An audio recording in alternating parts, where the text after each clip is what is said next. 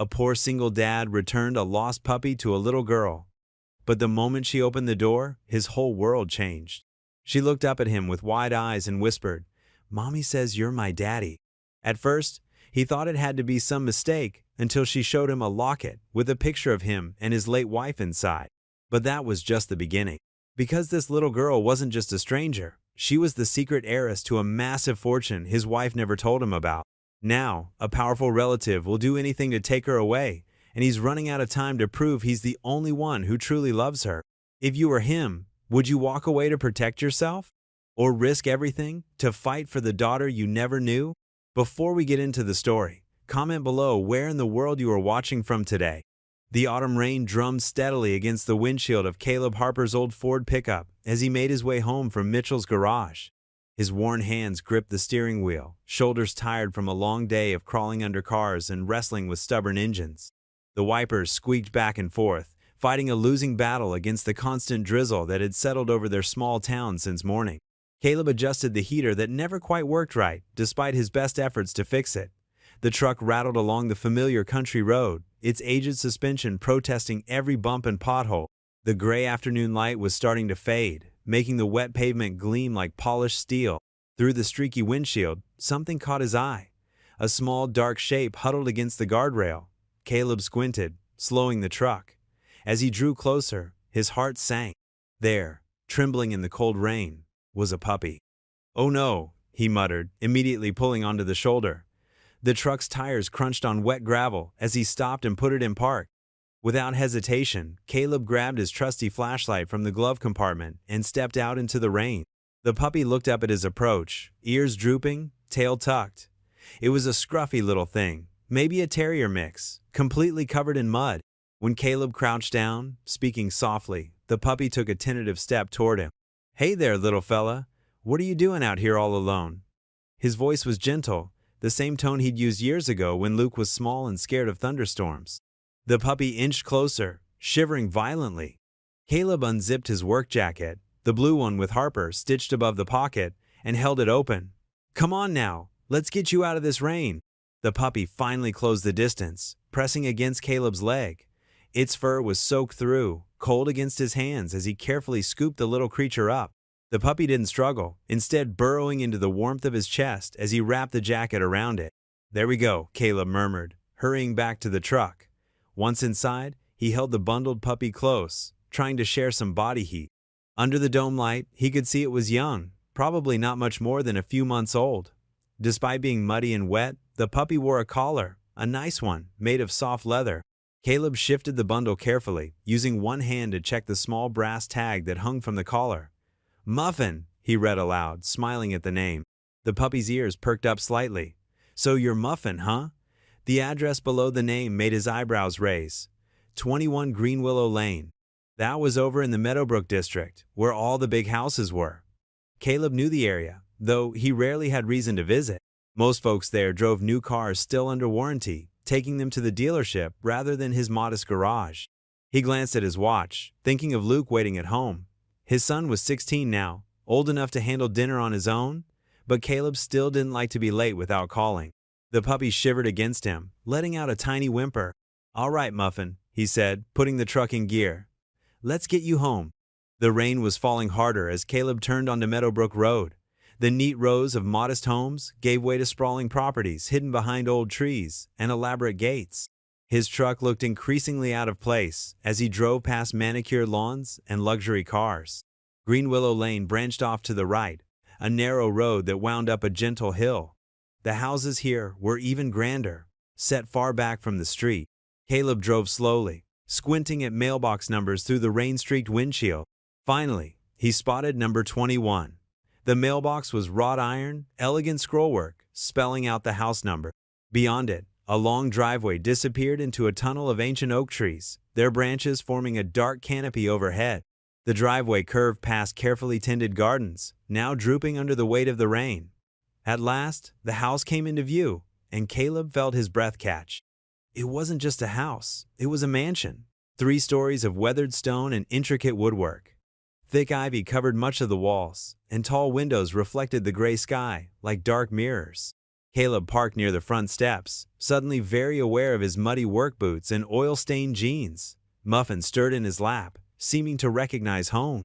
The puppy's fur had started to dry, leaving dusty marks all over Caleb's shirt. "Well, let's get you inside," he said, gathering the puppy in his jacket. The rain plastered his graying hair to his forehead as he climbed the wide stone steps to the front door. An ornate brass knocker hung at eye level, but Caleb spotted a modern doorbell button and pressed it instead. Chimes echoed somewhere deep inside the house. Muffin wiggled in his arms, tail beginning to wag. Water dripped steadily from Caleb's hair and clothes onto the welcome mat as he waited. After a moment, he heard light footsteps approaching from inside. The heavy door creaked open, and Caleb prepared to explain himself to whoever answered. A housekeeper, maybe, or the wealthy family who lived here.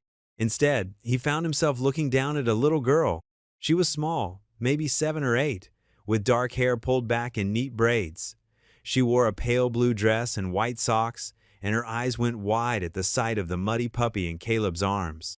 "Muffin!" she exclaimed, reaching out as the puppy squirmed excitedly. But then she drew back, suddenly shy as she really looked at Caleb, her small hands twisted in the fabric of her dress. "Hi there," Caleb said warmly, crouching down to her level despite his aching back. "I found this little one out on Preston Road. The tag said this was home."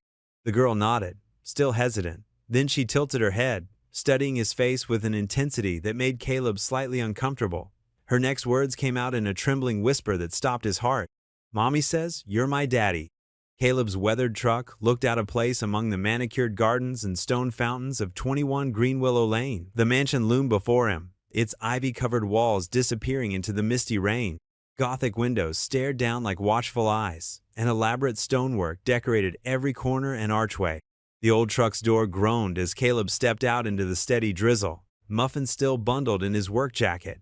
His boots left muddy prints on the pristine stone steps as he climbed toward the heavy oak door. An ornate brass knocker hung at eye level, a lion's head clutching a ring in its jaws.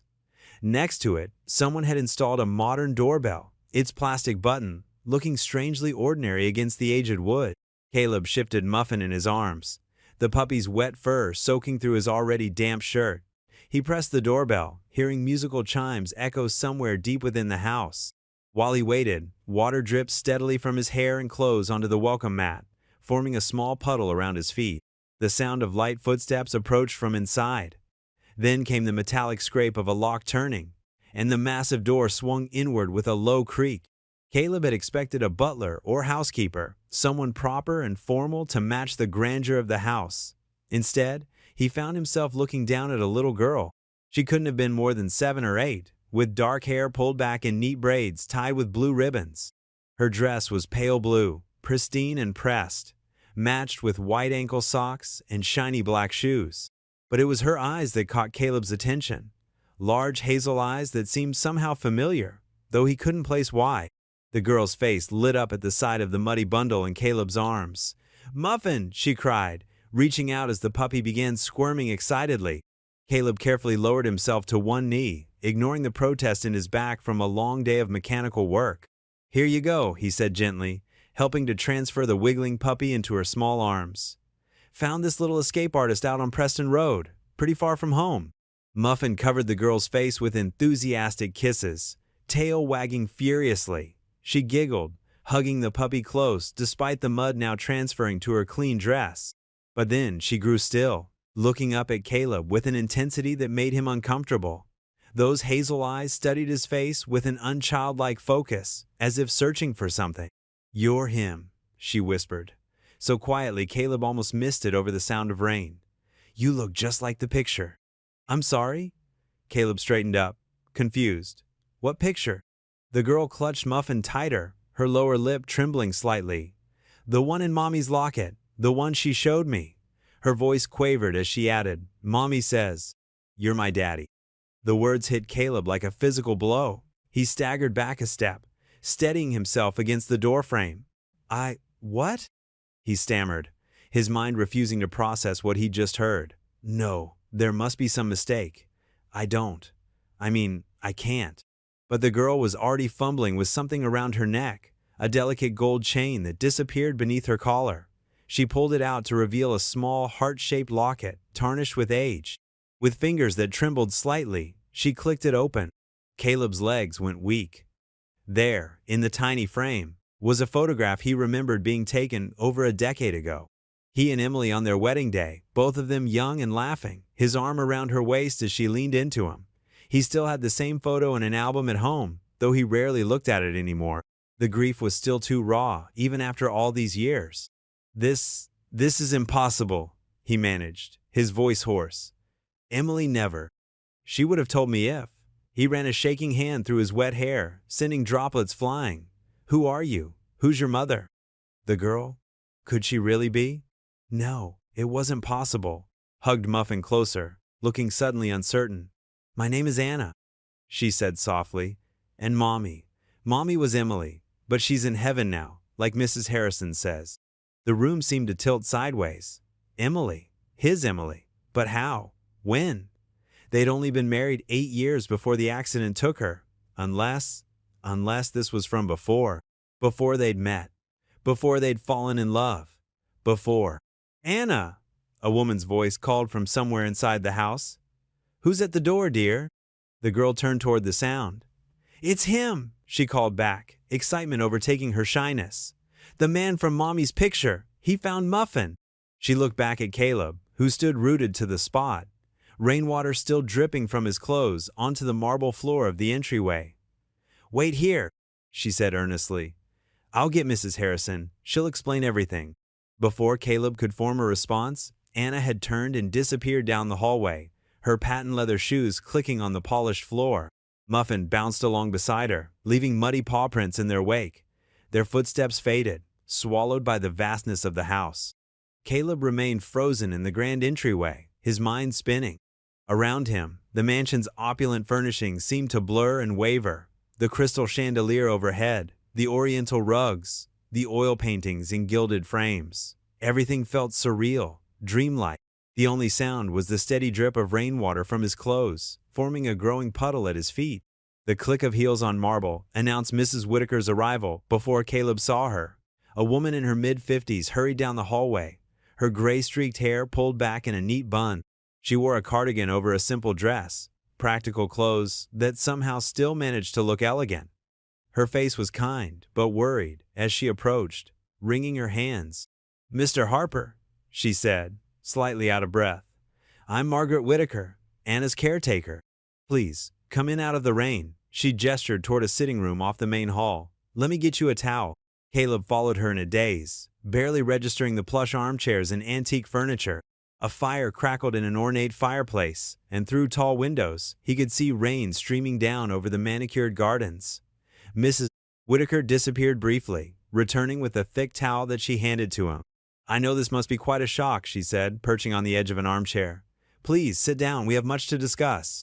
Caleb sank into a chair, dabbing at his wet hair with the towel. I don't understand any of this, he said. Emily never mentioned. We were married 8 years. Surely she would have told me if she had a daughter. Mrs. Whitaker's eyes filled with sympathy. It's complicated, she said softly. Emily wanted to tell you many times, but her family. She shook her head. They're old money, very concerned with appearances. When Emily became pregnant at 19, they were furious. They forced her to give Anna up for adoption to avoid a scandal. Caleb's hands clenched around the towel.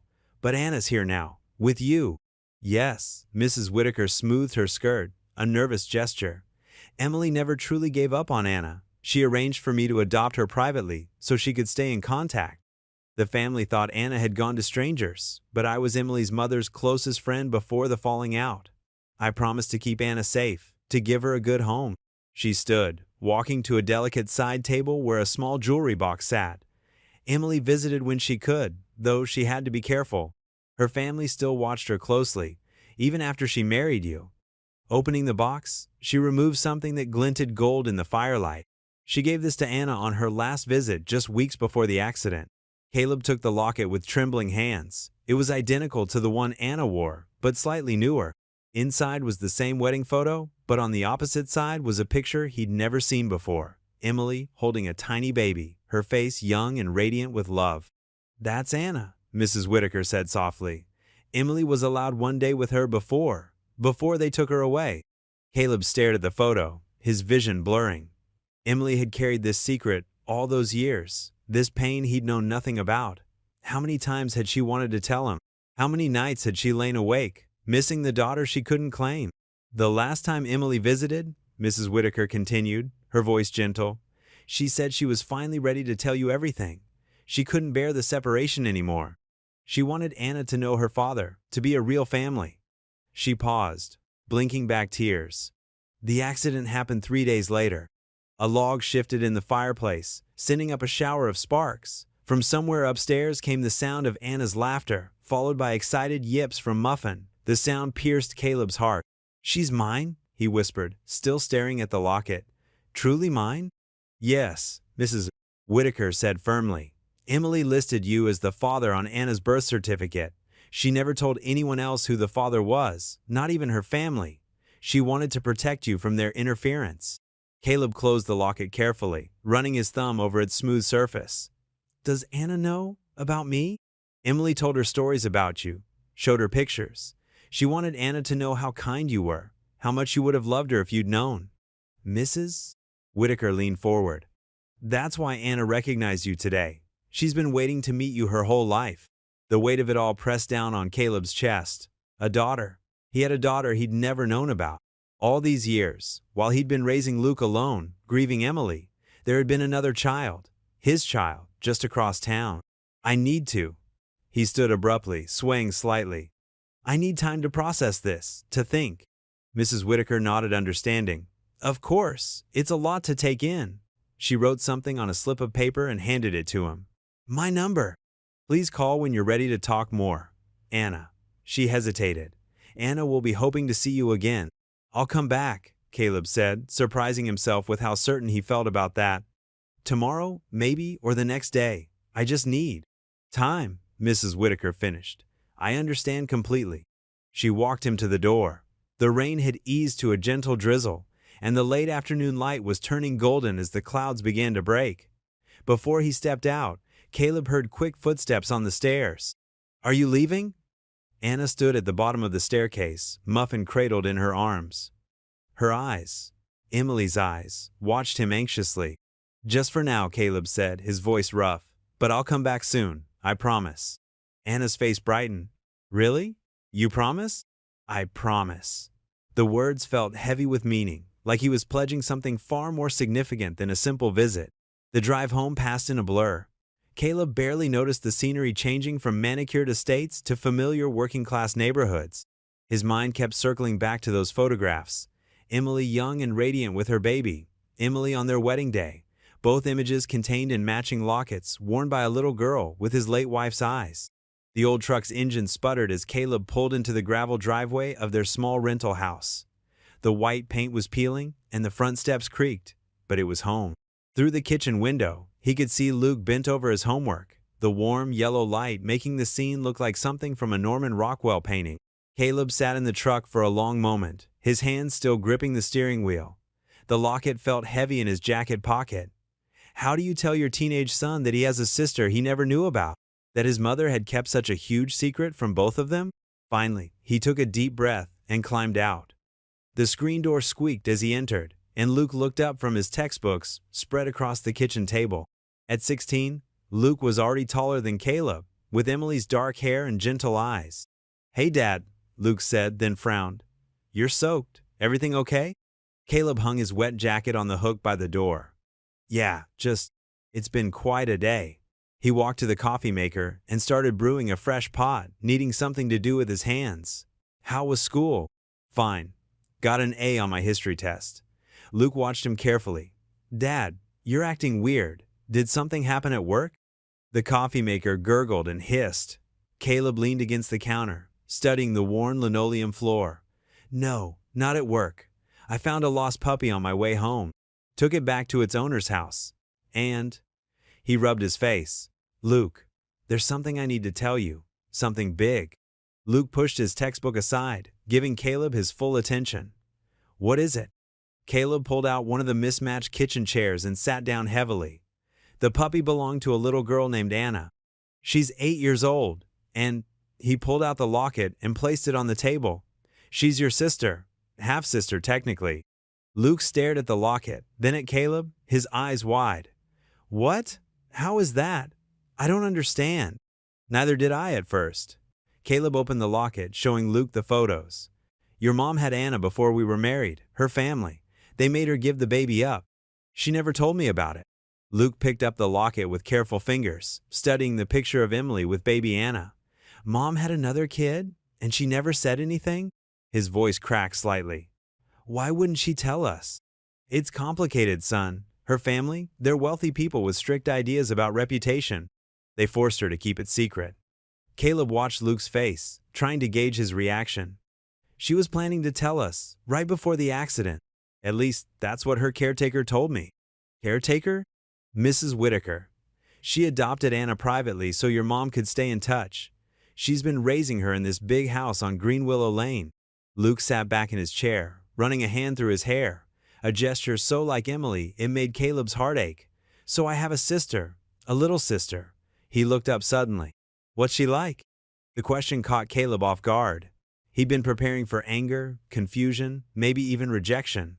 But there was only curiosity in Luke's voice, and something that might have been hope.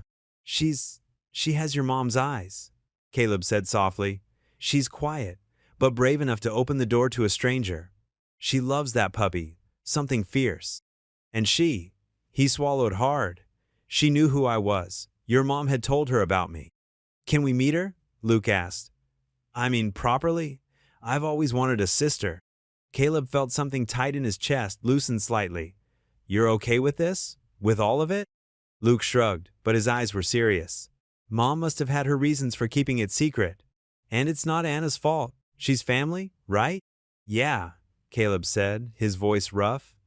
Yeah, she is. He cleared his throat. I told Mrs. Whitaker I'd come back, maybe tomorrow or the next day. Would you want to come with me? Definitely. Luke got up and went to the cabinet where they kept their baking supplies. We should bring cookies or something. Kids like cookies, right? And we've got all those chocolate chips from when Mrs. Johnson brought over groceries last week. Caleb watched as his son started pulling out flour and sugar, just like Emily used to do when she was working through something difficult. His heart felt like it might burst with love and pride for this boy who could take such earth-shattering news and immediately think about making his newfound sister feel welcome. Cookies sound perfect, he managed, forcing a smile even as his mind raced with worries. What if Anna's family tried to keep them away? What if they weren't good enough for her world of mansions and trust funds? What if he messed this up somehow? But watching Luke measure ingredients with careful concentration, Caleb felt the afternoon sun warmed Caleb's shoulders as he and Luke walked up the winding path to the mansion's front door. Luke clutched a blue tin filled with still warm chocolate chip cookies, his hands fidgeting with the lid. The ivy-covered walls seemed less imposing in the daylight, but Caleb's heart still hammered as he reached for the brass doorbell. You okay, Dad? Luke asked quietly. Caleb managed a small nod. Just nervous, I guess. He straightened his cleanest work shirt, wishing he owned something nicer. Before he could ring the bell, the heavy door swung open. Anna stood there in a yellow sundress, her face lighting up at the sight of them. Muffin bounded out behind her, tail wagging furiously as he recognized Caleb. You came back! Anna's voice was filled with wonder, as if she hadn't quite believed they would. Her eyes traveled curiously to Luke, and she took a small step backward. Hi, Anna, Caleb said gently. This is Luke, my son. Your brother. Luke crouched down to her eye level, still holding the cookie tin. Hey there, we made you something. He opened the lid, revealing neat rows of cookies. Dad says you might like chocolate chip. Anna's eyes widened at the word brother. She glanced between Luke and the cookies, then reached out tentatively to take one. Thank you, she whispered. Mrs. Whitaker appeared in the doorway, smiling warmly. Why don't you all enjoy the garden? It's such a lovely day. She gestured toward a gate leading to the back of the house. Anna, why don't you show them your favorite spot? Anna nodded eagerly, cookie already half eaten.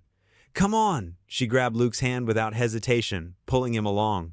Muffin yipped excitedly, darting between their legs.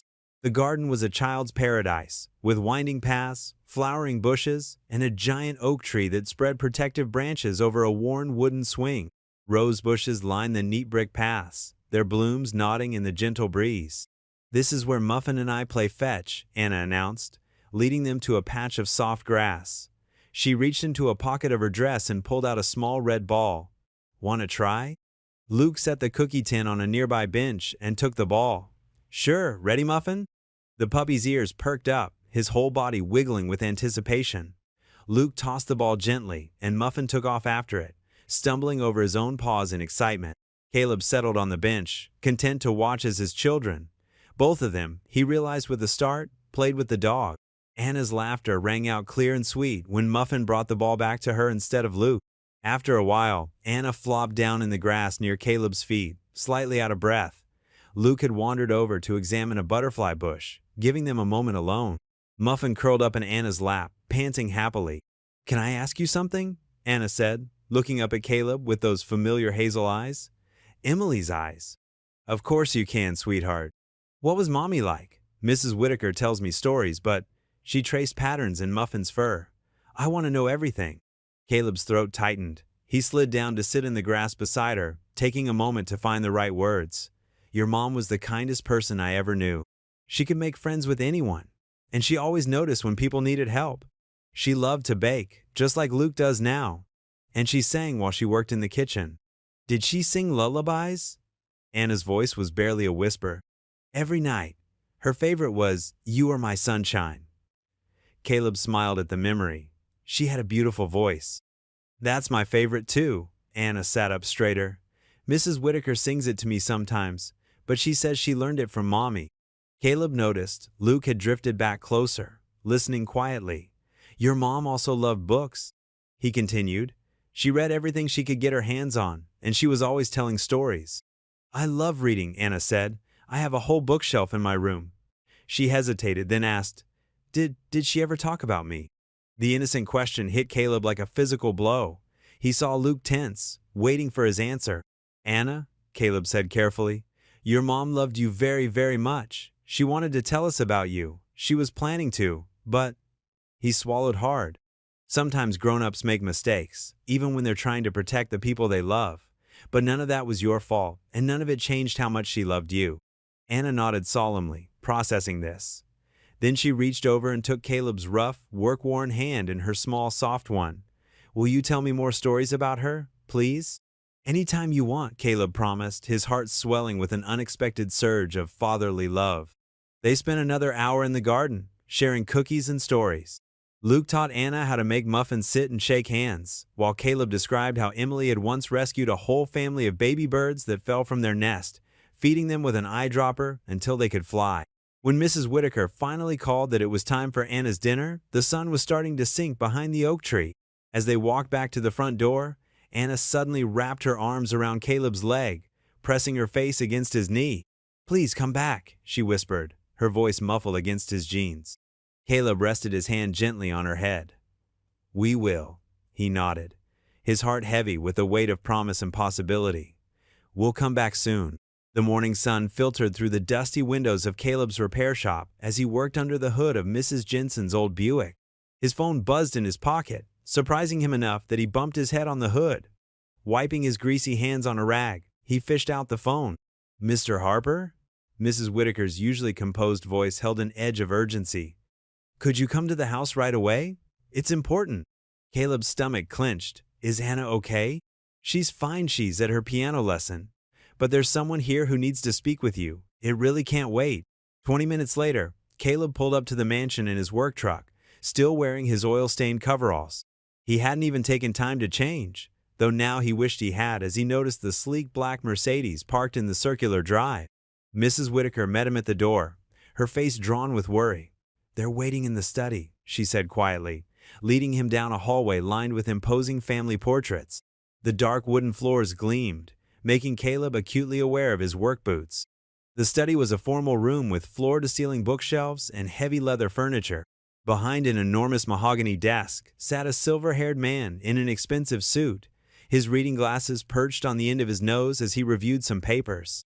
Another man younger, but just as formally dressed, stood by the window, his arms crossed. Mrs. Whitaker cleared her throat. "Mr. Harper is here, Mr. Davidson." The older man looked up, studying Caleb with sharp eyes. "Ah, yes. Please, have a seat, Mr. Harper." He gestured to one of the leather chairs facing the desk. "I'm James Davidson, the the family attorney. This is Charles Blackwood, Emily's brother. Charles didn't move from his spot by the window, merely giving Caleb a cold nod. Caleb sat down, feeling like he was being called to the principal's office. His work clothes seemed to absorb all the elegant touches around him. The oriental rug, the antique globe, the oil paintings in gilded frames. "Mr. Harper," Davidson began, removing his glasses. "I understand you've recently become aware of Anna's existence." "Yes, sir, just a few days ago." "And you've verified your late wife Emily was her mother?" Caleb nodded. "Anna has a locket with our picture in it, and the timing, it fits. Emily and I weren't married then, but—" "Yes, well," Davidson interrupted, shuffling some papers. "That brings us to the matter at hand. Are you aware of the Blackwood family's position in this community?"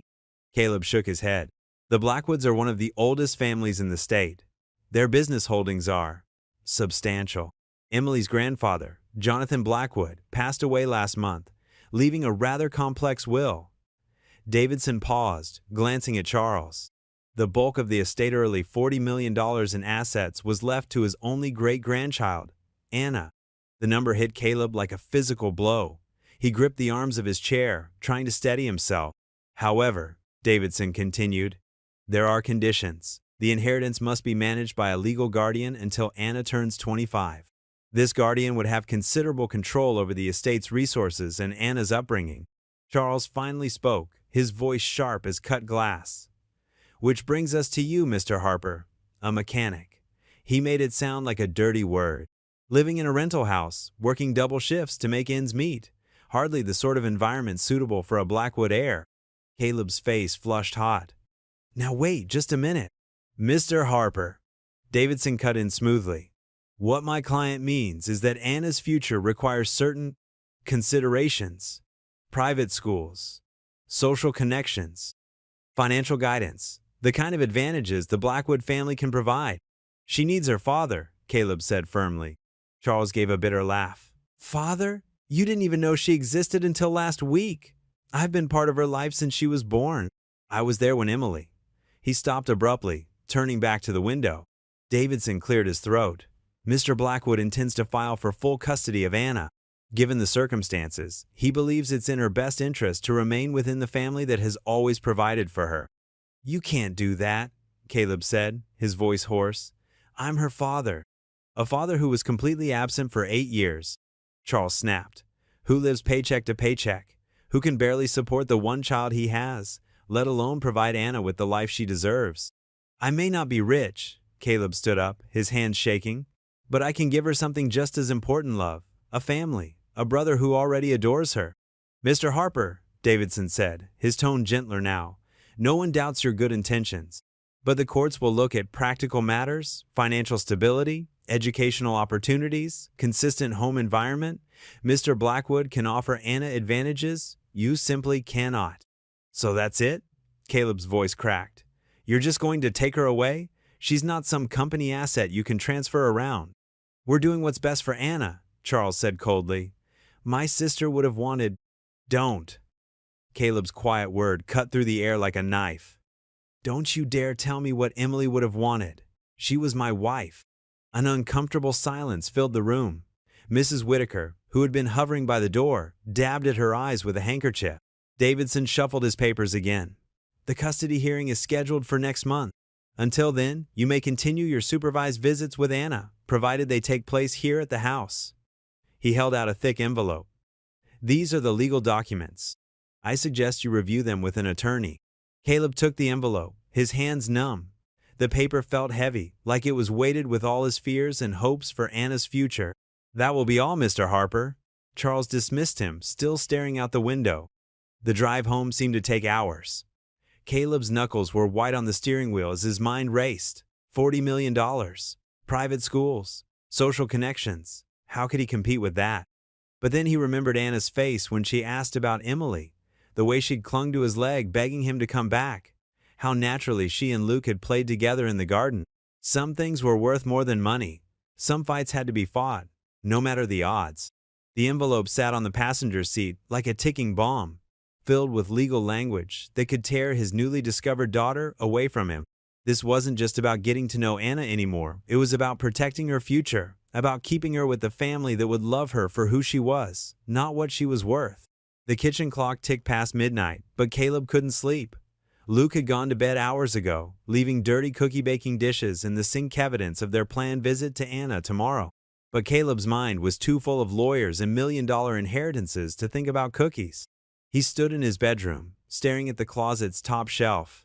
There, behind old winter sweaters and a stack of Luke's outgrown clothes, sat a battered shoebox he hadn't touched in years. His hands trembled slightly as he pulled it down.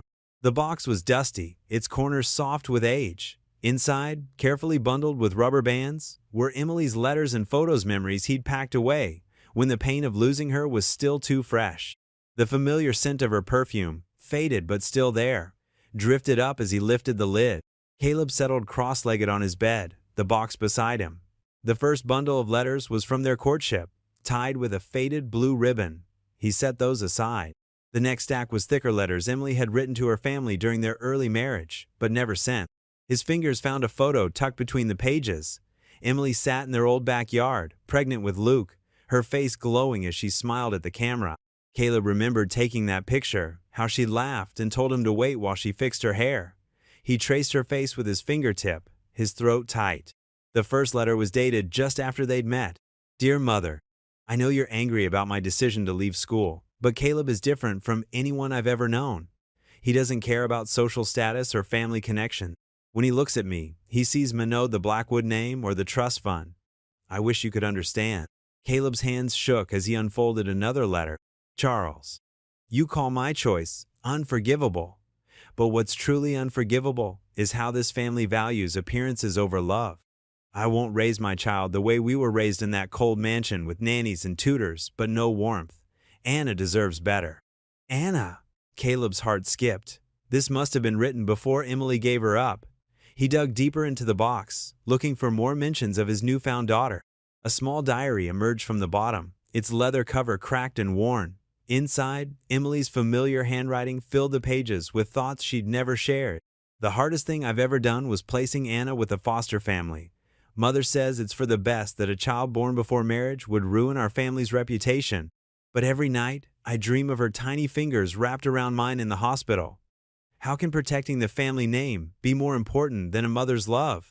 Caleb wiped his eyes, reading on. Met Caleb today at his garage. My car didn't really need fixing. I just wanted to see him again.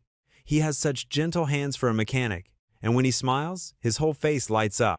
I think I'm falling in love. But how do I tell him about Anna? What if he judges me the way my family does? Another entry, dated 2 years later. Married 6 months now. Every day I want to tell Caleb about Anna. He's so wonderful with children, I see it when neighborhood kids bring their bikes to the garage.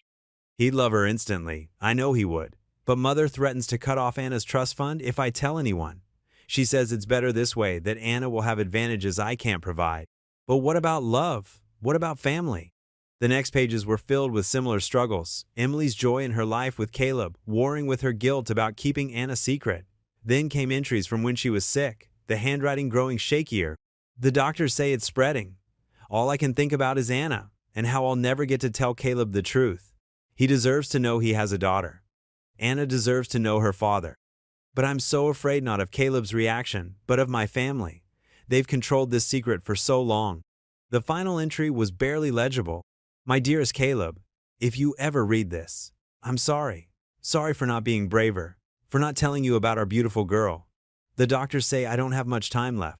I've asked Mrs. Whitaker to look after Anna, to protect her from becoming what my family wanted me to be, cold, proper, concerned only with appearances. Please find her someday. Please love her the way I know you can. Caleb closed the diary, his vision blurred with tears. The bedside lamp cast a warm glow over the scattered letters and photos fragments of Emily's hidden struggles, her fierce love for both her children, her fear of her family's rigid expectations. He picked up the photo of pregnant Emily again, studying her smile. She'd been carrying such a heavy secret, torn between her love for him and her fears about her family's control. Now he understood why Mrs. Whitaker had seemed unsurprised to see him that rainy afternoon she'd been waiting, honoring Emily's final wishes. Gathering the letters carefully, Caleb placed them back in the shoebox. He needed to know more about the trust fund, about the years of Anna's life he'd missed, about what really happened between Emily and her family. Before he could fight Charles Blackwood for custody, he needed to understand the whole story. The truth was there, hidden in old papers and faded memories. Tomorrow, he would start asking questions. But tonight, he held on to one simple fact. Emily had wanted him to find Anna. She believed in his love, even when she couldn't bring herself to test it. He placed the shoebox back on the shelf, but kept the diary on his nightstand. There were more answers to find, more pieces of the puzzle to put together. But at least now, he knew Emily had wanted their family whole. She just hadn't lived long enough to make it happen herself. The morning sun cast long shadows across the mansion's manicured lawn as Caleb's old truck rumbled up the driveway. Luke sat beside him, clutching the container of homemade chocolate chip cookies they'd baked the night before. Neither spoke much, both lost in thought about the conversation ahead. Mrs. Whitaker opened the door before they could ring the bell. Her usually composed face showed signs of worry, dark circles under her eyes, suggesting a sleepless night. "She's in the garden with Muffin," she said softly. "I haven't told her anything yet." They found Anna sitting cross-legged on a stone bench, tossing a small ball for the puppy. Her face lit up when she saw them, and she ran to give Caleb a hug, her small arms barely reaching around his waist. "You came back!" "Of course we did," Luke said, holding up the cookie container. "We even brought treats." Anna's eyes widened at the sight of the cookies. "Did you make them yourselves?" "Sure did," Caleb said, trying to keep his voice light despite the heaviness in his chest. "Though Luke did most of the work. I'm better with engines than ovens." They settled on the bench, Anna between them, while Muffin sniffed hopefully at the cookie container. Mrs. Whitaker brought out glasses of lemonade, then stood nearby, her hands clasped tightly together. Caleb watched Anna bite into a cookie, chocolate smearing the corners of her mouth. She looked so much like Emily in that moment, the same delighted smile, the same little crinkle at the corner of her eyes. His heart ached with the need to protect her. "Anna," he said gently, "there's something important we need to talk about." He paused, searching for the right words. "How do you explain custody battles to an 8-year-old? You know how your mommy Emily was my wife?" Anna nodded, licking chocolate from her fingers. "Mrs. Whitaker showed me the pictures." "Well, your mommy had a brother, your Uncle Charles. Caleb took a deep breath. "He thinks you should go live with him instead of staying here with Mrs. Whitaker." Anna's small body stiffened. "But I don't want to live with Uncle Charles. He never visits. He just sends presents at Christmas." Her voice trembled slightly. "And now I have you and Luke." Luke reached over and squeezed her hand. "Don't worry, Squirt. Dad's not going to let anyone take you away." Caleb nodded firmly. "That's right. There might be some difficult times ahead, meetings with lawyers and judges, but I promise you, Anna, I'm going to fight for you, no matter what." "Really?" Anna's hazel eyes, so like Emily's, searched his face. "You want me?" The simple question hit Caleb like a physical blow. He slid off the bench to kneel in front of her, taking her small hands in his. "Of course I want you. You're my daughter. I know I missed the first 8 years of your life, but I'm here now, and I'm not going anywhere." Tears welled in Anna's eyes. "But Uncle Charles has a big house in the city, and lots of money." "Money isn't what makes a family," Caleb said firmly. "Love does, and you've got plenty of that right here." He glanced at Luke, who nodded in agreement. "Besides," Luke added, "our house might be smaller, but it's got something better than money, a tree perfect for building a fort, and Dad's pretty good with tools." A small smile tugged at Anna's lips. "Really? I've never had a fort." "We could build one together," Caleb suggested. "All 3 of us." Mrs. Whitaker stepped forward then, her voice steady despite the emotion in her eyes. "Mr. Harper Caleb, I want you to know that I'll help however I can. I was there when Emily." She paused, composing herself. I know what she wanted for Anna, and it wasn't the life Charles and his wife would provide. Caleb stood, his knees creaking slightly. "Thank you, Mrs. Whitaker. Your support means everything."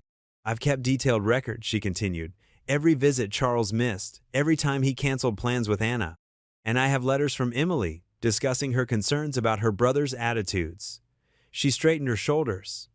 "I'll testify to all of it, if needed." Anna tugged at Caleb's sleeve. "Does this mean I might get to live with you and Luke?" "That's what we're going to try for," Caleb said carefully. "But whatever happens, you need to remember something important." He crouched down again, meeting her eyes. "You are loved. By me, by Luke, by Mrs. Whitaker. Nothing your uncle does can change that. Promise?" Anna's voice was small but hopeful. "I promise." Caleb pulled her into a hug, feeling her small arms wrapped tightly around his neck. Over her shoulder, he saw Luke watching them, his teenage attempt at coolness softening into a genuine smile. They spent the rest of the morning in the garden, sharing cookies and stories. Luke taught Anna how to make muffin rollover for treats, while Caleb listened to Mrs. Whitaker's detailed account of the past 8 years, Anna's first steps, her love of drawing, her quiet resilience in the face of Charles's periodic attempts to mold her into his idea of a proper Blackwood heir. When it was time to leave, Anna clung to both Caleb and Luke, reluctant to let them go. "Will you come back tomorrow?" "Wild horses couldn't keep us away," Caleb assured her, ruffling her hair. "Maybe we can start planning that fort." As they walked to the truck, Mrs. Whitaker touched Caleb's arm. "Charles won't make this easy," she warned quietly. "He sees Anna as a possession, not a person. The Blackwood family legacy means everything to him." "Then he's missing what really matters," Caleb replied, watching Anna wave from the doorway. "Emily knew that. That's why she chose a different path." The drive home was quiet, both father and son lost in thought. Finally, Luke spoke up. "We're gonna win, right, Dad?" Caleb gripped the steering wheel tighter, thinking of Emily's diary, of Anna's trusting eyes, of all the years he'd missed. "We have to. Son, we have to." The Saturday morning dawned bright and clear, perfect weather for a picnic. Caleb had spent the previous evening preparing sandwiches, carefully cutting the crusts off just as Mrs. Whitaker had mentioned Anna preferred. Luke had packed a cooler with juice boxes and fruit, while also gathering their old fishing rods from the garage. Caleb's truck bounced along the familiar road to the mansion, the picnic basket secure between him and Luke. His son fiddled with the radio, finally settling on a cheerful country station. "Think she's ever been fishing before?" Luke asked, tapping his fingers on the dashboard. "Mrs. Whitaker says she hasn't," Caleb replied. "Apparently, the Blackwoods aren't much for outdoor activities." They pulled up to the mansion just as Anna burst through the front door, Muffin bounding at her heels. She wore overalls and pink sneakers, her hair in slightly uneven pigtails that suggested she'd done them herself. Mrs. Whitaker followed more slowly, carrying a small backpack. "You came!" Anna called out, running to meet them. "I've been ready since sunrise," Caleb chuckled, helping her climb into the truck's cab. "Sunrise? That's mighty early." "I couldn't sleep," Anna admitted, settling between him and Luke. "I've never been on a real picnic before, or fishing." Mrs. Whitaker handed the backpack to Caleb. "Extra clothes, sunscreen, and her favorite stuffed bear just in case." She smiled warmly. "Have fun, dear. And remember what we talked about." Anna nodded solemnly. "No swimming without my life jacket, even if the water looks shallow." The drive to the lake was filled with Anna's excited chatter. She asked dozens of questions about fishing, each one more detailed than the last. Luke answered patiently, explaining about bait and casting techniques while Muffin dozed in Anna's lap.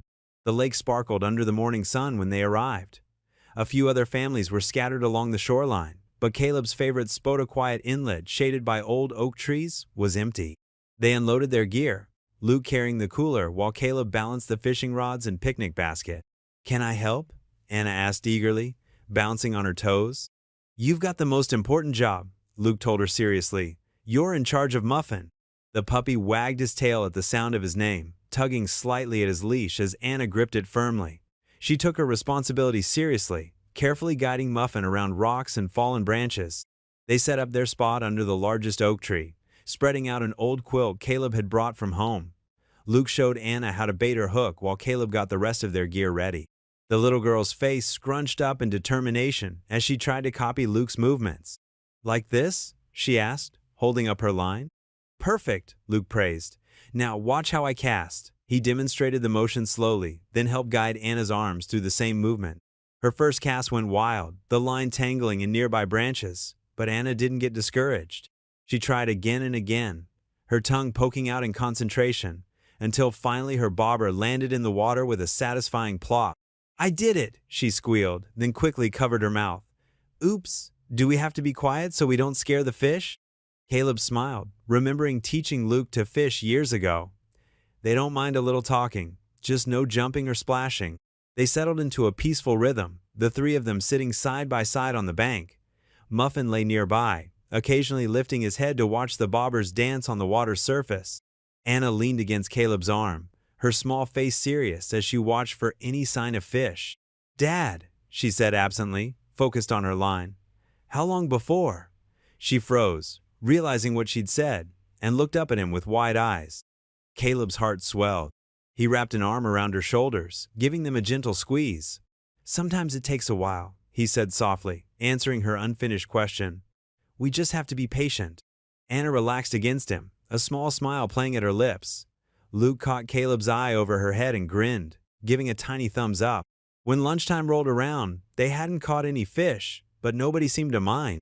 They spread out their feast on the quilt, peanut butter and jelly sandwiches, no crusts, apple slices, potato chips, and cookies. Luke had baked the night before. These are even better than last time, Anna declared, munching on a cookie. Secret ingredient, Luke told her with a wink. Extra chocolate chips. After lunch, they took turns throwing a tennis ball for Muffin. The puppy's enthusiasm made up for his lack of skill. He often ran right past the ball, barking excitedly before remembering what he was supposed to be doing. No, Muffin, like this, Anna demonstrated, crawling on all fours to pick up the ball with her mouth. Luke doubled over laughing while Caleb quickly snapped a picture with his phone. They spent the afternoon teaching Muffin to sit and fetch properly. Anna proved to be a natural trainer, her voice firm but kind as she repeated commands. By the end of the day, the puppy had mastered sit and made progress on stay, though fetch still needed work. The sun was starting to dip toward the horizon when Caleb finally called it a day. They packed up their gear, Anna carefully helping to wind up the fishing lines while Luke folded the quilt. Muffin had worn himself out and dozed in the back seat during the drive home. Anna's giggles filled the truck's cab as Luke told silly stories about his own fishing mishaps as a younger kid. Her laughter was infectious, bright, and uninhibited, so different from the shy, hesitant child they'd first met at the mansion door. Can we do this again? She asked as they pulled up to the mansion. Maybe next time we'll catch a real fish. Count on it, Caleb promised, helping her gather her things. We'll make you a master angler yet. Mrs. Whitaker met them at the door, smiling at Anna's animated description of the day's adventures. The little girl hugged both Luke and Caleb tightly before heading inside with Muffin trailing sleepily behind her. Thank you, Mrs. Whitaker said quietly. I haven't seen her this happy in, well, ever. On the drive home, Caleb couldn't stop smiling, the sound of Anna's laughter still ringing in his ears. The day had been perfect, not because of any fish caught or even the beautiful weather, but because for a few precious hours, they'd felt like a real family. Luke turned the radio on low, humming along. Good day, Dad? The best, Caleb replied, his heart full. The memory of Anna calling him Dad played over in his mind, warming him from the inside out. It hadn't been forced or planned, just a natural moment of trust and belonging. Caleb pulled into the mansion's circular driveway, the late afternoon sun casting long shadows across the manicured lawn. He'd come straight from work, still wearing his Navy mechanic's uniform with Harper's Auto stitched above the pocket. Miss Whitaker had called earlier, saying she'd found something important while organizing Anna's room. The front door opened before he could ring the bell. Mrs. Whitaker stood there, clutching a small wooden box to her chest. Her usually composed face showed signs of worry. Anna's at her piano lesson, she said quietly, ushering him inside. I thought it best we talk privately. They settled in the mansion's library, a cozy room lined with built-in shelves. Unlike the formal parlor, this space felt lived in, with worn leather chairs and children's books mixed among the classics. Mrs. Whitaker placed the box on a small table between them. I found this while helping Anna organize her closet, she explained, running her fingers along the box's carved edge. It was tucked away in the back, wrapped in an old sweater. I probably shouldn't have opened it, but I recognized Emily's handwriting on the top. Caleb leaned forward, studying the simple wooden container. It was about the size of a shoebox, dark wood worn smooth with age. Someone Emily, he assumed, had carved a small heart in one corner. There are letters inside, Mrs. Whitaker continued.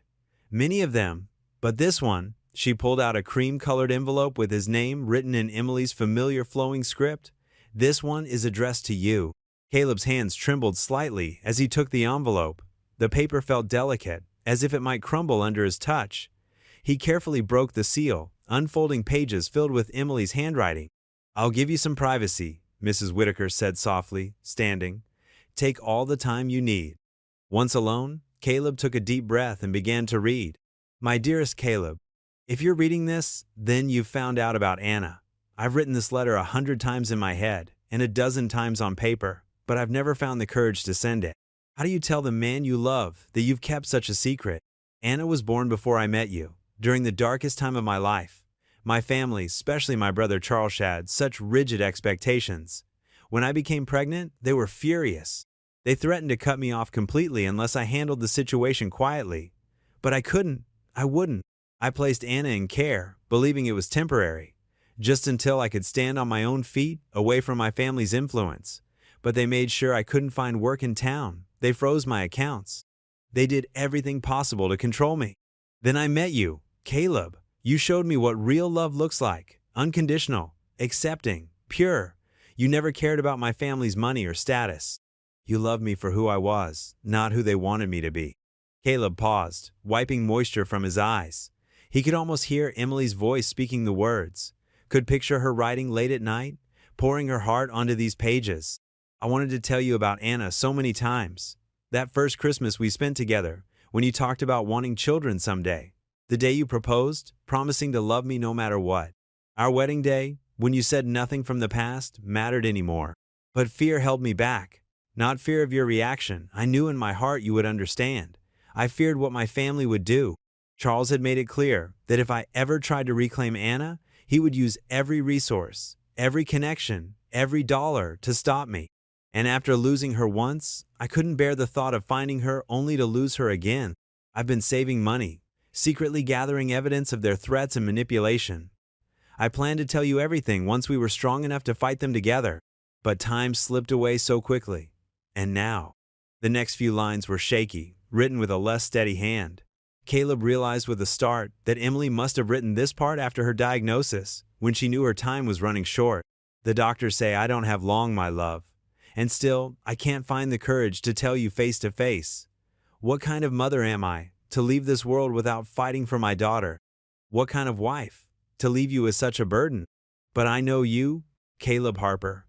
I know your heart. If fate ever brings Anna into your life, you'll love her as fiercely as I do. You'll give her the home and family she deserves. You'll protect her from those who would use her for their own gain. I've left clues where I could. The locket, with our picture. Letters to her, telling her about you, about us. I pray someday she'll understand why I made the choices I did, even if I don't fully understand them myself. The truth is, I failed her. I failed you both by staying silent. But you, my wonderful, kind-hearted Caleb, you never fail anyone. You fix what's broken. You heal what's hurt. You love without conditions or limits. If you ever find her, love her for both of us. Caleb lowered the letter, tears flowing freely now. His fingers traced Emily's signature at the bottom, remembering how she used to sign little notes in his lunchbox, always with a tiny heart dotting the I in her name. The rest of the box contained more lettersome to Anna, describing her early days, some to Emily's parents, pleading for understanding, and many that seemed to be Emily's private thoughts and fears. But it was the last line of his letter that kept echoing in Caleb's mind. If you ever find her, love her for both of us. He wiped his eyes with the back of his hand, carefully folding the letter and placing it back in its envelope. Emily's words had cracked open his grief anew, but they'd also strengthened his resolve. He understood now why this fight mattered so much, not just for Anna's future, but for Emily's memory, for the justice she never got to see, for the family they should have been all along. The courthouse loomed before Caleb, its stone steps worn smooth by decades of footsteps. He tugged at his borrowed tie, wishing he felt as confident as Luke kept telling him to be. His best suit bought years ago for Emily's funeral felt tight around the shoulders, a reminder of how long it had been since he'd needed to dress formally. "You've got this, Dad," Luke said beside him, looking sharp in his school blazer. At 16, his son carried himself with a quiet strength that reminded Caleb so much of Emily. Mrs. Whitaker waited at the top of the steps, her gray hair neatly pinned back, wearing a conservative navy dress. Anna stood beside her, small fingers wrapped around her guardian's hand, wearing a pale yellow dress that made her look even younger than her 8 years. "Good morning," Mrs. Whitaker said warmly. "Are we all ready?" Caleb nodded, though his throat felt too dry to speak. The courthouse's heavy wooden doors creaked as they entered, their footsteps echoing on the marble floor. Their lawyer, Patricia Martinez, met them in the hallway outside courtroom 3. "Remember," Patricia said, straightening Caleb's tie with motherly efficiency, "just be honest. Speak from the heart." The judge needs to see the real youth, the hardworking father who puts his children first. They filed into the courtroom, the polished wooden benches nearly empty except for a few observers and court staff. On the other side of the aisle, Charles Blackwood sat with his expensive legal team, his steel gray suit probably worth more than Caleb's truck. The bailiff called them to order, and Judge Eleanor Martinezno, relation to Patricia, she'd assured them took her place at the bench. Her kind face carried the wisdom of decades on the bench, though her eyes remained sharp as she reviewed the preliminary documents. This is a hearing for temporary custody arrangements regarding Anna Blackwood Harper, the judge announced. We'll hear testimony from both sides. Mrs. Whitaker, please take the stand. Mrs. Whitaker walked forward, her sensible shoes clicking softly on the floor. After being sworn in, she settled into the witness chair, hands folded in her lap. Mrs. Whitaker, Patricia began, how long have you been Anna's guardian? 6 years, Mrs. Whitaker replied clearly, since she was 2 years old. And in the time since Mr. Harper learned about Anna, what have you observed about their relationship? Mrs. Whitaker's face softened. I've seen a natural father-daughter bond develop. Mr. Harper visits every chance he gets, despite working long hours at his garage. He reads to her, helps with her homework, and most importantly, he listens to her. Anna has blossomed since meeting him. She smiles more, laughs more freely. Charles's lawyer stood for cross-examination. Mrs. Whitaker, isn't it true that Mr. Harper's financial situation is precarious? That he rents rather than owns his home? Objection, Patricia called. Relevance? I'll allow it, the judge said, but counsel should be mindful that financial status alone does not determine fitness for custody. Mrs. Whitaker lifted her chin. Mr. Harper works honest hours at an honest job. He's never missed a visit with Anna, never failed to provide for his son Luke. Some things matter more than money. Next came Luke's testimony. He sat tall in the witness chair, speaking clearly despite his obvious nervousness. How do you feel about potentially sharing your father's attention with Anna? Patricia asked. Luke smiled. I always wanted a sister. When Dad told me about Anna, it felt right, like a missing piece falling into place. We already feel like family. The morning continued with more testimony character witnesses from Caleb's church, Luke's school principal praising his academic performance despite their modest means. Even the local librarian speaking about how Caleb had organized community reading programs. Finally, Caleb himself took the stand. His hands trembled slightly as he was sworn in, but when he looked at Anna's hopeful face, a calm settled over him. Mr. Harper, Patricia began, why do you want custody of Anna? Caleb took a deep breath. Because she's my daughter. Not by birth, maybe, but by heart. Emily, my late wife, couldn't tell me about Anna before she died, but she wanted us to be a family. I can't change the past, can't give Anna back the years we missed, but I can give her a future filled with love. That's what Emily would have wanted. He spoke about his work ethic, his dedication to Luke's upbringing, his plans to convert their rental spare room into a space for Anna. The words flowed naturally, honestly. Charles's lawyer tried to paint him as unstable, focusing on his long work hours and modest income. But Caleb remained steady, explaining how he'd already arranged flexible hours and had support from his community. After both sides presented their closing arguments, Judge Martinez called a brief recess. Those 15 minutes felt like hours as they waited in the hallway, Anna holding both Caleb's and Luke's hands. When they returned to the courtroom, the judge's expression was thoughtful but decided.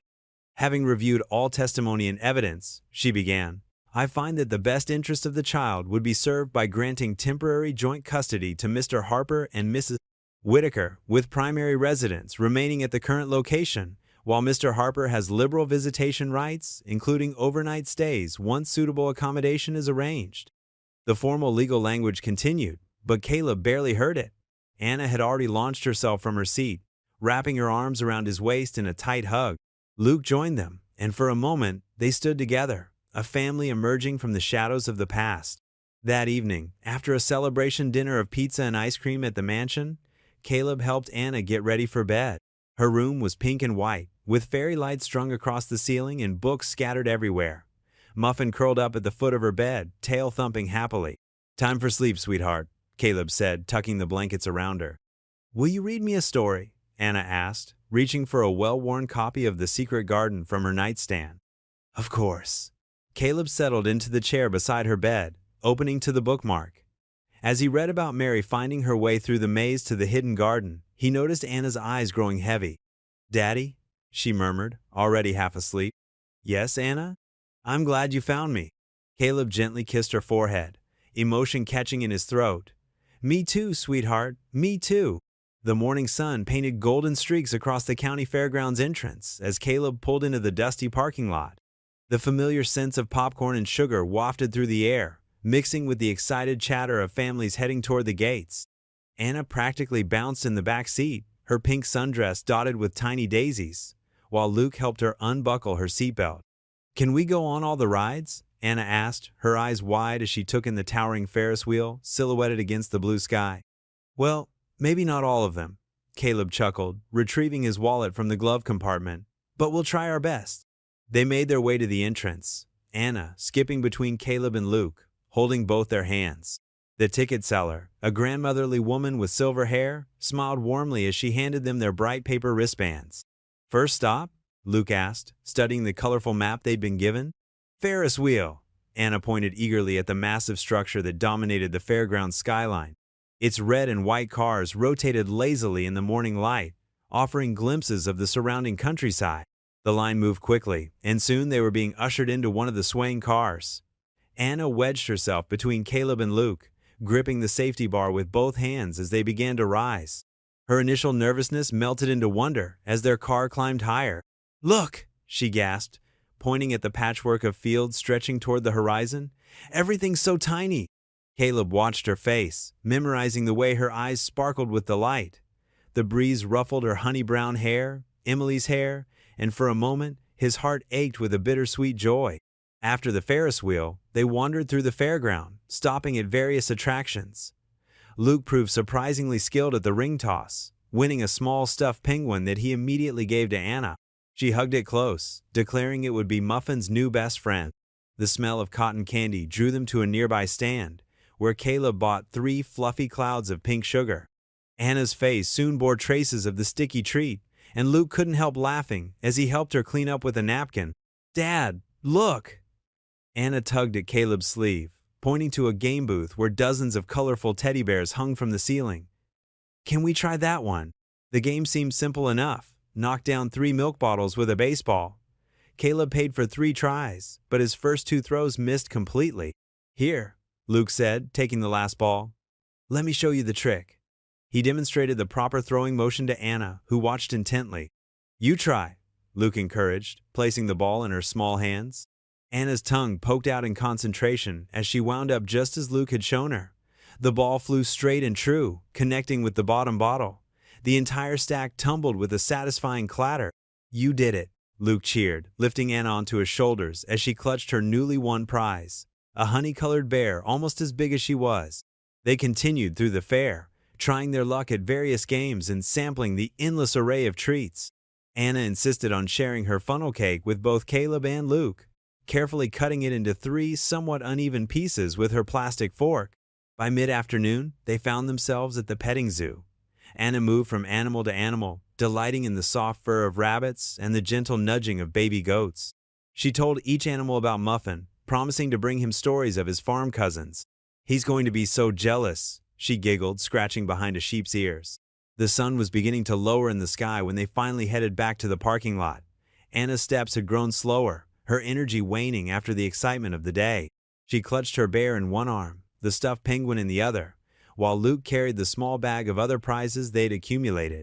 Caleb helped her into the back seat, making sure she was securely buckled in. Before he could even start the engine, her eyes were already drooping. The gentle motion of the drive home soon had her fast asleep, her new bear serving as a pillow. Luke turned the radio down to a soft whisper, glancing back at his sleeping sister with a fond smile. "She had a good time today," he said quietly. Caleb nodded, checking the rearview mirror to see Anna's peaceful face.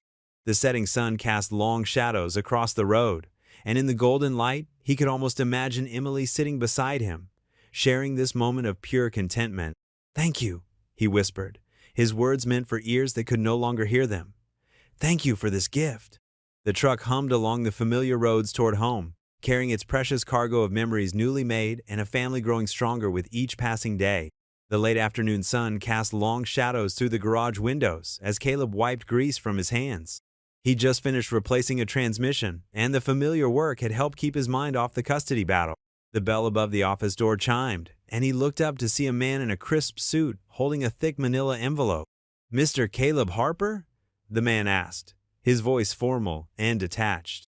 "That's me," Caleb replied, reaching for a clean shop rag to wipe his hands more thoroughly. "You've been served." The man thrust the envelope forward and turned on his heel, leaving before Caleb could respond. The envelope felt heavy in Caleb's hands. His stomach churned as he recognized the law firm's name embossed in the corner, Charles's Attorneys.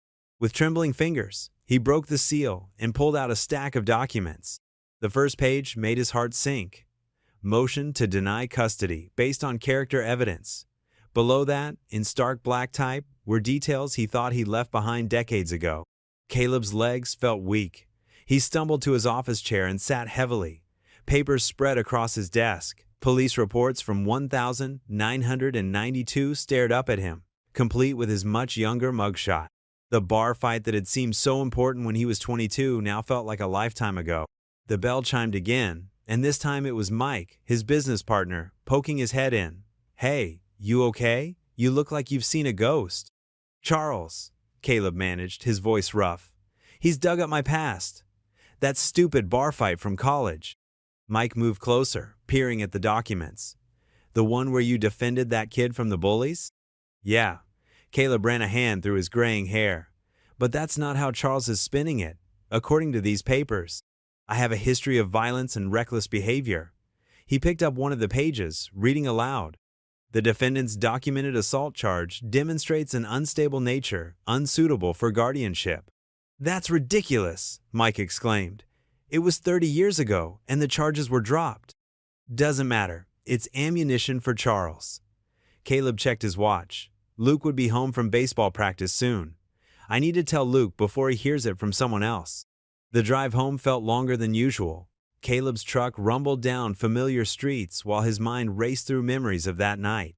He'd been young and foolish, sure, but he'd stepped in to help a freshman being harassed by drunk seniors. The fight hadn't been his choice, but he'd finished it.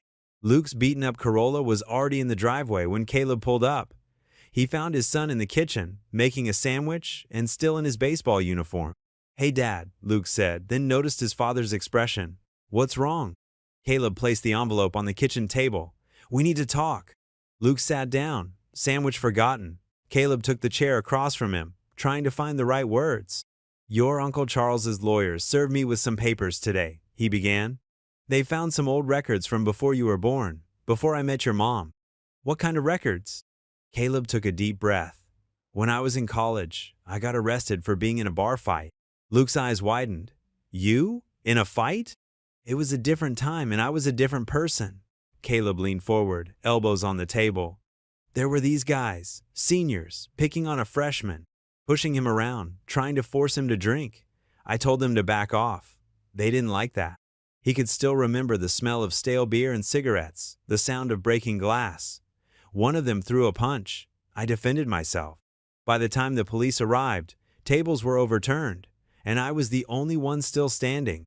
"What happened to the freshman?" Luke asked quietly. "He testified that I'd protected him. The charges were dropped." Caleb smiled sadly. "Your mom. She was working at the campus library then. She helped me file all the paperwork. That's how we met." Luke absorbed this for a moment. "So why is Uncle Charles bringing it up now?" "He's trying to prove I'm not fit to be Anna's guardian." Caleb's hands clenched into fists on the table. "He's painting me as some violent criminal who can't control himself." "But that's not fair," Luke protested. "It was one fight 30 years ago, and you were helping someone." "The law isn't always about fair," Caleb said. "Charles knows that. He's hoping the judge will see the arrest record and not look deeper." Luke stood up and walked to the window, staring out at the gathering dusk. "Does Anna know about this?" "Not yet. I'll have to tell her something, but—" Caleb trailed off, thinking of those innocent hazel eyes. "She's too young to understand all of it. What are we going to do?" Caleb stood and joined his son at the window. "We fight back with the truth. We show the judge who I really am, who we are as a family." "Mrs. Whitaker will help," Luke said. "And the guys from the garage. The whole town knows you, Dad. I hope that's enough. Caleb's reflection in the window looked tired, worried. The court date was less than 2 weeks away. Charles's legal team would have more time to dig, to twist old stories into new weapons. Luke turned to face his father. Remember what you always tell me about baseball? It's not about how hard you can hit. It's about getting back up when you strike out. Despite his fears, Caleb felt a smile tugging at his lips. When did you get so wise? I had a good teacher. Luke grabbed his forgotten sandwich. Want half? Caleb accepted the offered food, and they ate in comfortable silence. The kitchen clock ticked steadily, marking time in the growing shadows. Tomorrow, he'd need to call his lawyer, prepare responses, gather character witnesses. But for now, his son's quiet support was enough to keep the fear at bay. The sound of a car door outside made them both look up. Through the window, they could see Mrs. Whitaker's sedan pulling into the driveway next door. She'd promised to bring Anna for dinner tomorrow night. The thought of those weekly dinners ending, of Anna being taken away, made Caleb's chest tighten. We won't let them take her, Luke said, as if reading his thoughts. We're her family now. Caleb nodded, gathering the court documents and sliding them back into the envelope. Charles might have money and power, and teams of lawyers, but Caleb had something stronger. Love for a little girl who needed him, and the determination to prove he deserved to be her father. The morning sun cast long shadows across Caleb's kitchen floor as he nursed his second cup of coffee. His eyes were heavy from a restless night of worry. The court documents from Charles still lay on the counter where he'd left them, a constant reminder of the battle ahead. A knock at the door startled him from his thoughts. Opening it, he found Sarah Miller, his next-door neighbor for the past 15 years, holding a steaming casserole dish. I heard what happened, she said, pushing past him into the kitchen. That Charles is a piece of work, isn't he? Well, you're not facing this alone.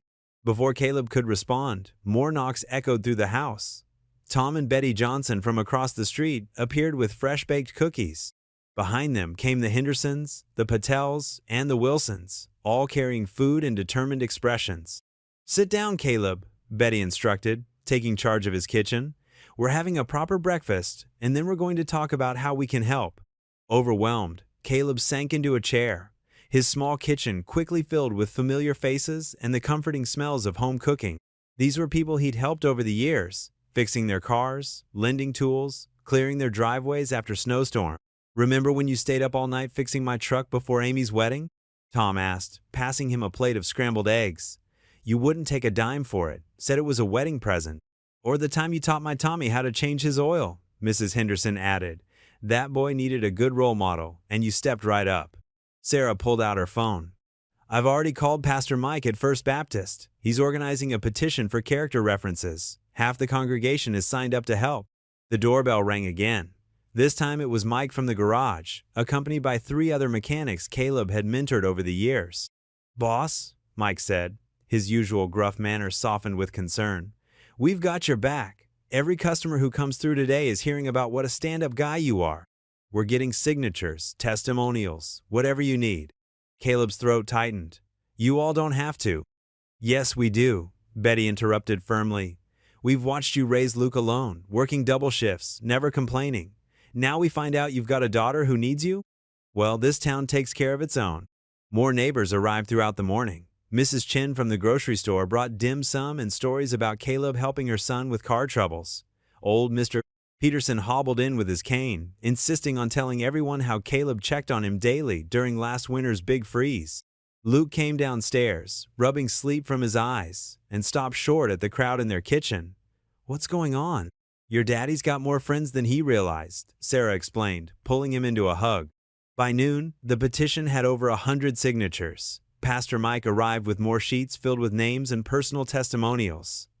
The Sunday school teachers all want to speak as character witnesses, he said. They've seen how you are with the kids in the youth program. Caleb sat at his kitchen table, surrounded by people he'd known for years, but never realized how much they cared. The stack of signatures grew higher as more neighbors dropped by. Each person had a story. Some small kindness Caleb had forgotten, but they hadn't. Remember when you fixed my bike? Tommy Henderson, now a teenager, poked his head in. You showed me how to do it myself next time. Mom says you're always teaching people to fish instead of just giving them fish, or something like that. Mrs. Patel brought samosas and righteous indignation. This Charles person? He thinks money makes a good parent? I've seen you with Luke since he was small. That boy turned out wonderful because of you. The afternoon wore on, and still people came. Some just stopped by to sign the petition. Others stayed to share memories and offer support.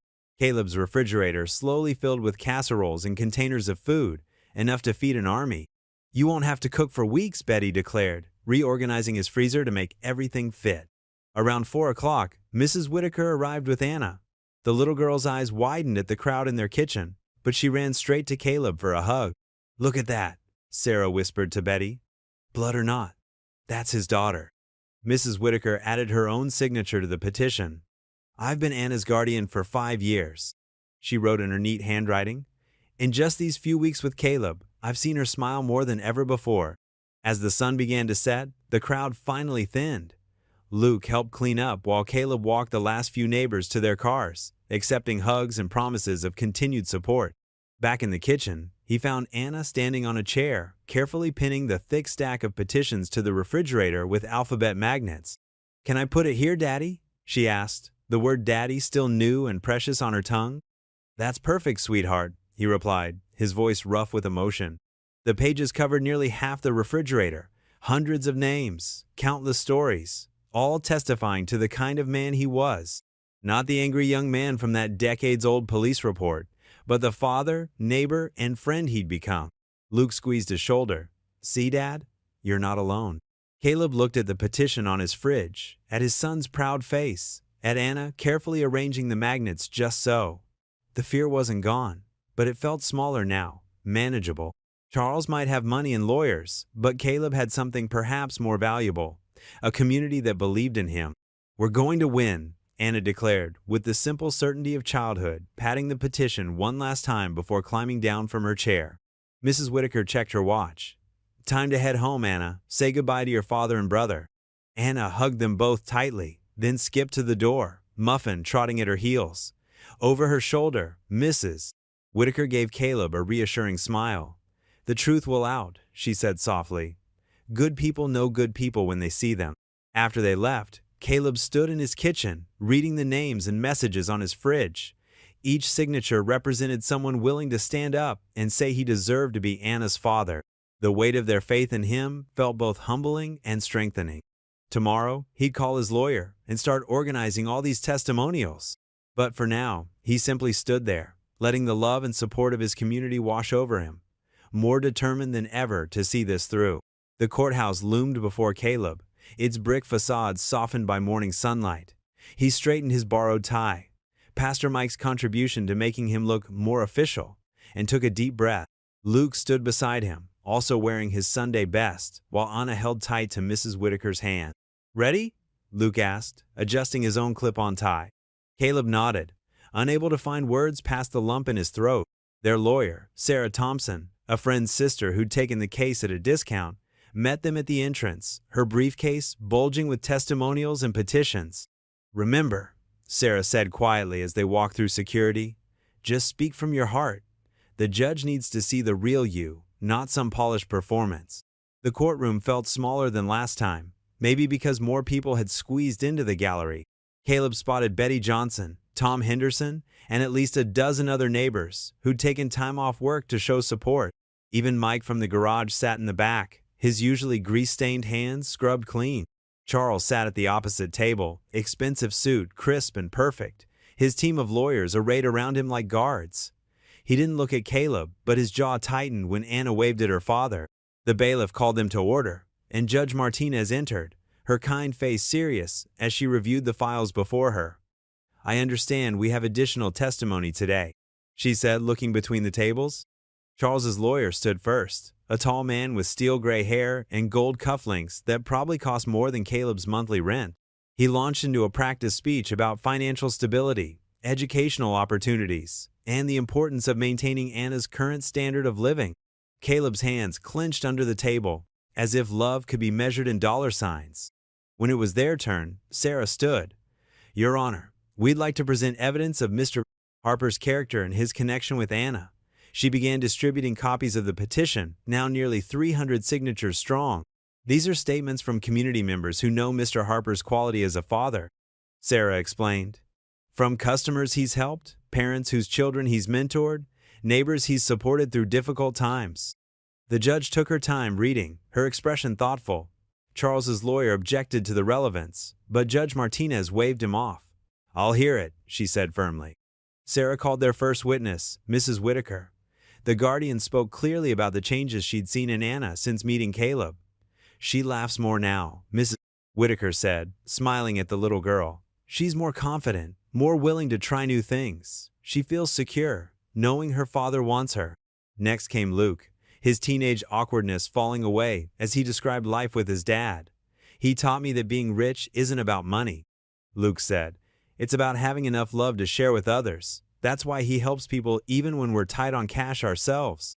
Charles's lawyer tried to paint this as financial irresponsibility, but Luke stood his ground. "My dad says doing the right thing is always worth it." Finally, Sarah called Caleb to testify. He walked to the witness stand, his work-roughened hands steady as he took the oath. Sarah's first questions were easy, about his job, his home, his relationship with Luke. Then she asked, "Why do you want custody of Anna?" Caleb looked at his daughter, sitting between Mrs. Whitaker and Luke. She wore the dress Betty Johnson had altered for her, clutching a folder to her chest. "It's not about the money," he said quietly. "I didn't even know about the inheritance when I first met her. I just knew she was Emily's daughter, our daughter, and she needed me." He paused, gathering his thoughts. "I'm not a wealthy man, but I know how to love a child. I know how to work hard and teach values and be there when it matters." The judge leaned forward. "What can you offer Anna that her uncle cannot?" "A family," Caleb answered without hesitation. "Not just me and Luke, but a whole community that already loves her. People who'll watch her grow up, teach her that wealth isn't measured by what's in your bank account, but by what's in your heart." Charles's lawyer stood for cross-examination, his questions sharp and designed to highlight Caleb's financial struggles. "How will you afford private school, piano lessons, the lifestyle she's accustomed to?" "I'll work harder," Caleb said simply. "I'll learn. And I'll teach her that happiness doesn't come from things, but from knowing you're loved for exactly who you are." As the lawyer pressed about overtime hours and childcare arrangements, Anna suddenly stood up. "Your Honor," her small voice carried clearly. "May I show you something?" Judge Martinez's stern expression softened. "Come forward, Anna." Anna walked to the bench, unfolding her paper with careful hands. "I drew this," she said, holding up a crayon picture. "This is my family." The drawing showed 3 figures holding hands: a tall man in blue, Caleb, a teenage boy in red, Luke, and a small girl in purple, Anna. Behind them was a house with a bright sun above it, and a brown dog that could only be Muffin. Written across the top in wobbly letters were the words, "My happy family." "See?" Anna pointed to each figure. "That's my daddy, and my brother, and me, and that's our house, where I want to live." She looked up at the judge earnestly. "Uncle Charles has a bigger house, but Daddy has more love." A murmur ran through the courtroom. Charles shifted uncomfortably in his seat while his lawyers whispered urgently together. Judge Martinez studied the picture carefully, then looked at Anna. "May I keep this?" she asked gently. Anna nodded solemnly. "I can make another one. I make lots of pictures at Daddy's house." He puts them on the fridge with the magnet letters. The judge smiled, accepting the drawing. "Thank you, Anna. You may return to your seat." After a few more questions from both sides, Judge Martinez called a brief recess. When she returned, her expression was thoughtful but lighter than before. "I've reviewed the evidence presented today," she began, "and I find myself particularly moved by the community's support for Mr. Harper, as well as the clear bond he's formed with Anna." She looked directly at Caleb. "While financial stability is important, it's not the only measure of a parent's fitness. Love, commitment, and character matter greatly." She set down her papers. "I'm setting a final hearing date for 2 weeks from today. In the meantime, the current joint custody arrangement will continue." She looked between both parties. "I strongly encourage all involved to consider what's truly best for Anna's emotional well-being." As people began filing out of the courtroom, Caleb felt a small hand slip into his. Anna beamed up at him, her other hand holding Luke's. "Can we get ice cream?" she asked hopefully. Caleb laughed, the tension in his shoulders easing. "I think we can manage that." Thunder rumbled in the distance as Caleb pulled into the courthouse parking lot. The dark clouds matched his unease. Something about this emergency hearing didn't feel right. Luke had wanted to come, but Caleb insisted he stay in school. No sense in both of them facing whatever this was. Sarah, his lawyer, met him at the courthouse steps, her face tight with worry. Charles's team filed new evidence late last night, she said, hurrying to match his stride. They're claiming they found financial irregularities. What irregularities? Caleb asked, holding the heavy door for her. I've never handled any of Emily's money except… He stopped short, remembering the small life insurance policy she'd left him. $10,000 that had gone straight to medical bills and funeral costs. The courtroom was nearly empty this time, just the lawyers, Charles with his usual smug expression, and a court reporter setting up her equipment. No friendly faces from town, no Mrs. Whitaker. Even Anna wasn't here. The silence felt heavy, threatening. Judge Martinez entered, her usual warmth replaced by grave concern. This court has received serious allegations regarding Mr. Harper's financial conduct, she began without preamble. Mr. Patterson, please present your evidence. Charles's lawyer stood, distributing thick folders to everyone. Your Honor, we've discovered that Mr. Harper received a substantial inheritance from Emily Harper upon her death, not just the previously disclosed life insurance, but stocks and bonds valued at over $50,000. Caleb's head snapped up. That's not true, he said, too loudly. Sarah touched his arm in warning. The lawyer continued smoothly, pulling out documents with official-looking letterheads.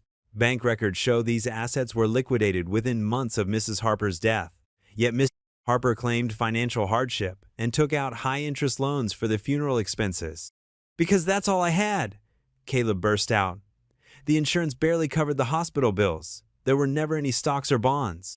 Judge Martinez frowned. Mr. Harper, please let your counsel speak. Sarah stood, quickly scanning the documents.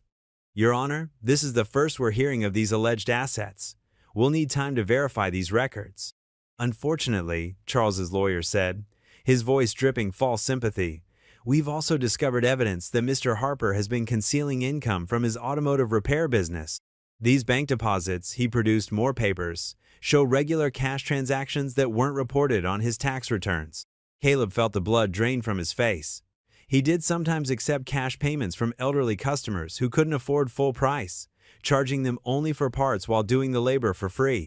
He'd never thought of it as hiding income. He wasn't even making money on those jobs.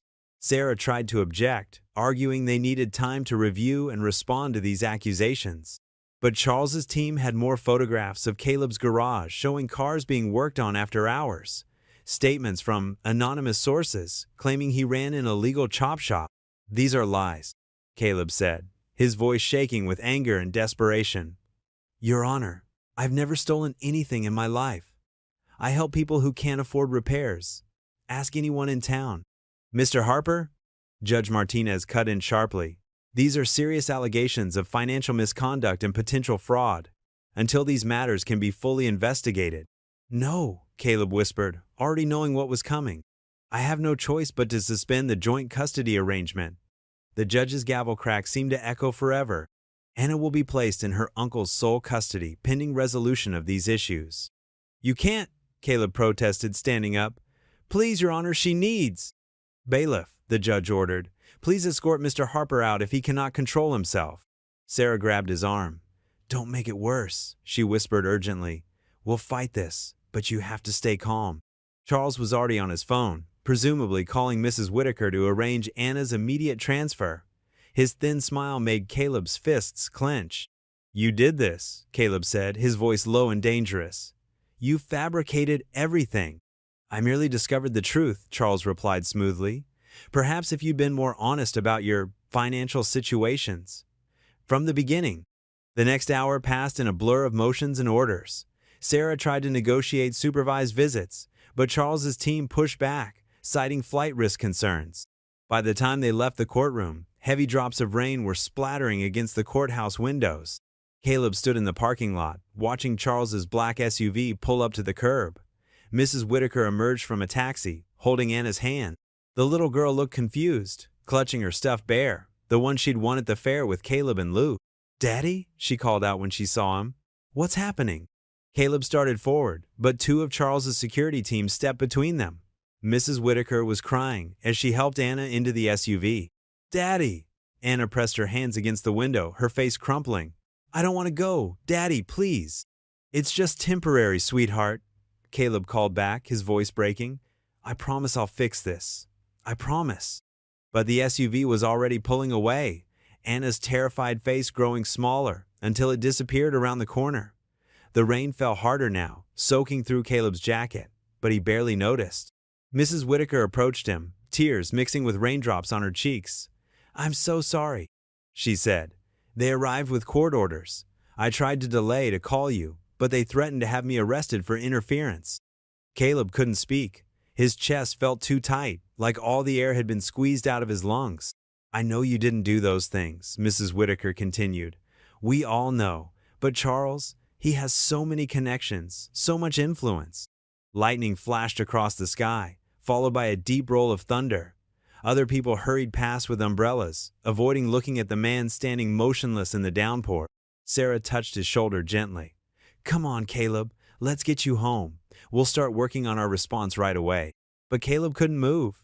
All he could see was Anna's face in that window, hear her crying for him. He'd promised to protect her, promised she wouldn't be taken away, and he'd failed. The rain fell harder, but Caleb remained rooted to the spot, water streaming down his face, mingling with tears he couldn't hold back anymore. Everything he'd built with Anna over these precious weeks, the trust, the love, the beginning of a real family, seemed to wash away with the rain. The digital clock on Caleb's nightstand blinked too. 17 a.m., its red numbers casting a faint glow across his darkened bedroom. He lay on his back, staring at the ceiling, his mind refusing to quiet down. Every time he closed his eyes, he saw Anna's face pressed against that car window, her small hands reaching for him as Charles's SUV pulled away. The house felt too quiet. Even the usual creaks and settling sounds seemed muted, as if the building itself was holding its breath. Down the hall, he could hear Luke's soft snoring through the partially open door. At least one of them could sleep. Caleb rolled onto his side, punching his pillow in frustration. The bed felt enormous and empty, just like it had in those first terrible months after Emily died. Back then, he'd at least had the comfort of knowing he'd done everything possible for her. But now, he'd failed Anna, failed Emily, failed himself. Charles's accusations echoed in his head. Financial irregularities, hidden income, fraud. The words made his stomach churn. Sure, he'd bent some rules helping folks who couldn't afford full-price repairs, but he'd never stolen anything, never cheated anyone.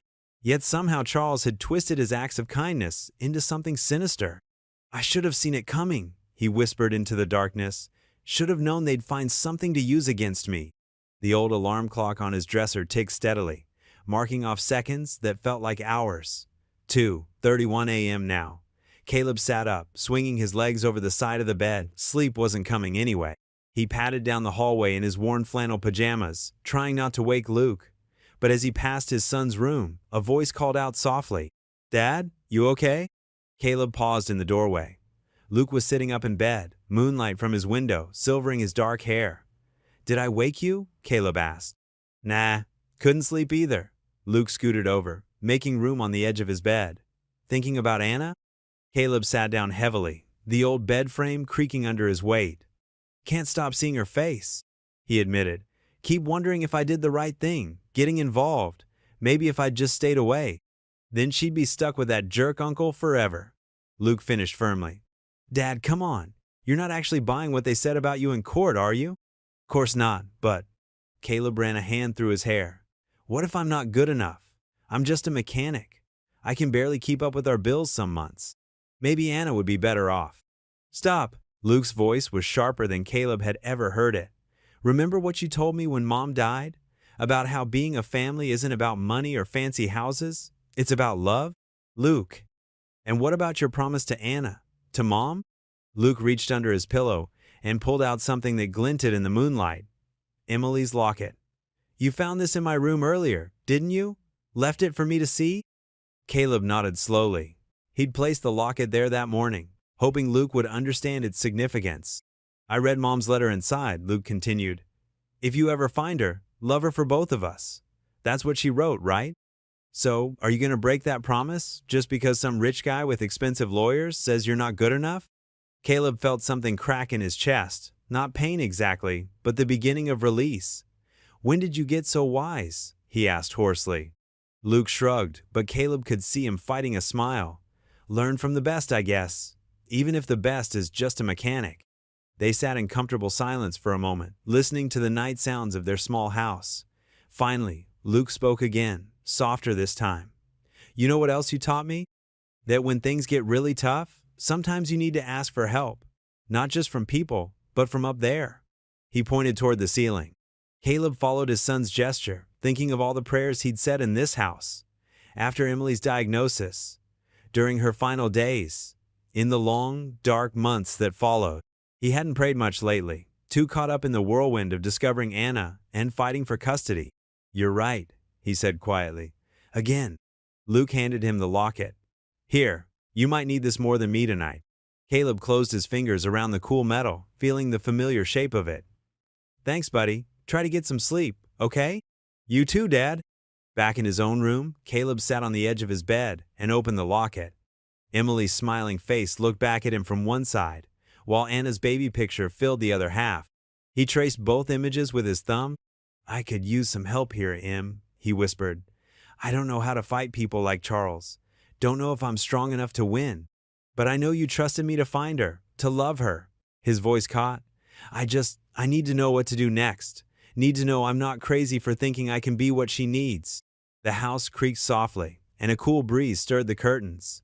Caleb closed his eyes, letting the familiar weight of the locket rest against his palm.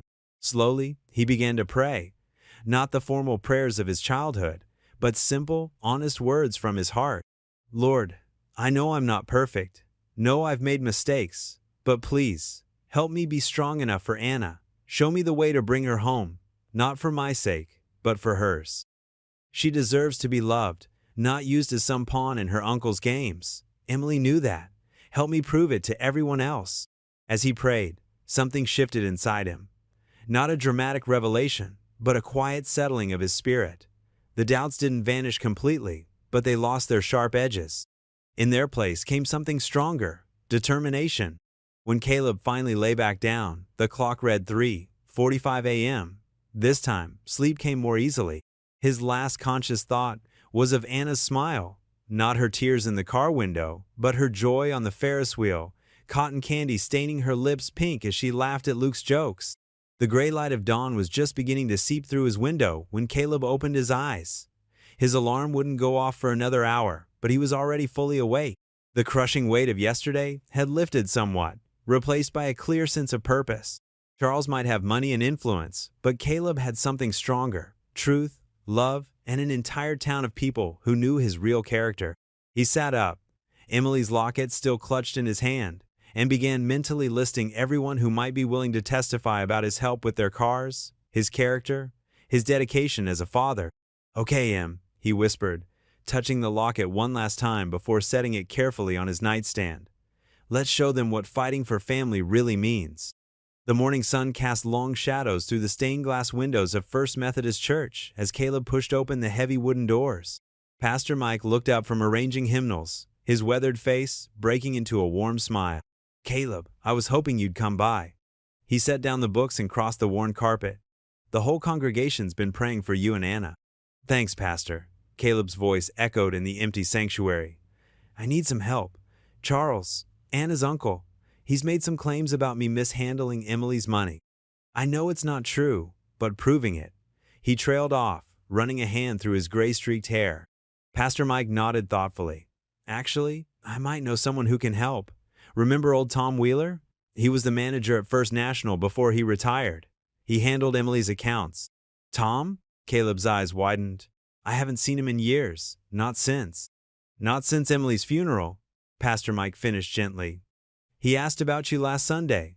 Said he'd been following the custody case in the paper. Why don't you stop by his place? He still lives in that little blue house on Maple Street.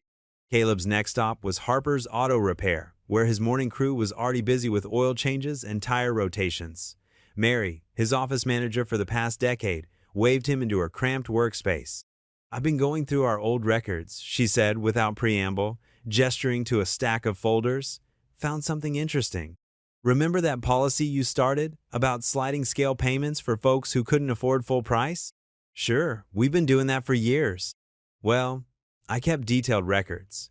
Every reduced payment, every payment plan, every hour you worked off the books to help someone in need. She tapped a thick binder. And more importantly, I kept records of how you made up the differences yourself. Caleb blinked. You did? Mary smiled. Of course. Had to balance the book somehow. Look here. She opened the binder to a flagged page. Every time you cut someone's bill, you put in your own money to cover parts and labor. Must be thousands of dollars over the years. I just wanted to help people, Caleb said quietly. Exactly. Which is why I'm coming to court to testify about these records.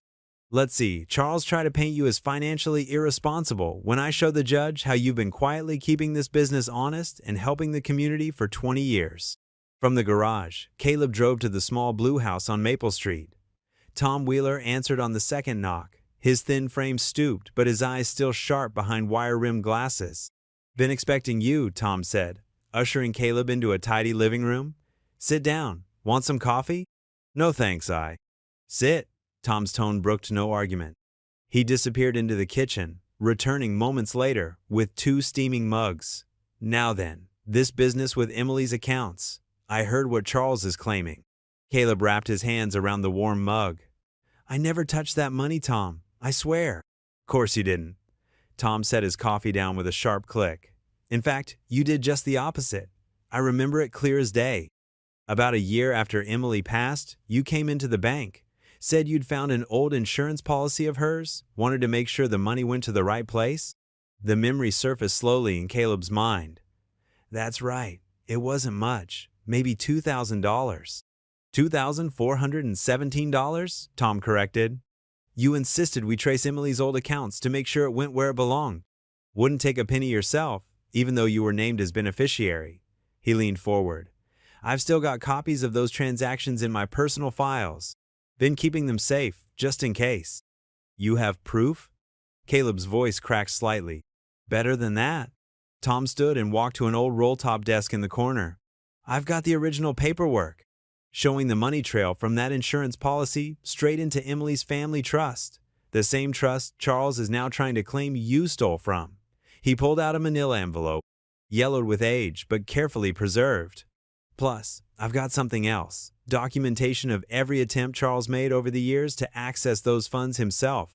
Caleb's hands trembled as he accepted the envelope. Tom, I don't know what to say. Say you'll let me testify. Tom sat back down, picking up his coffee.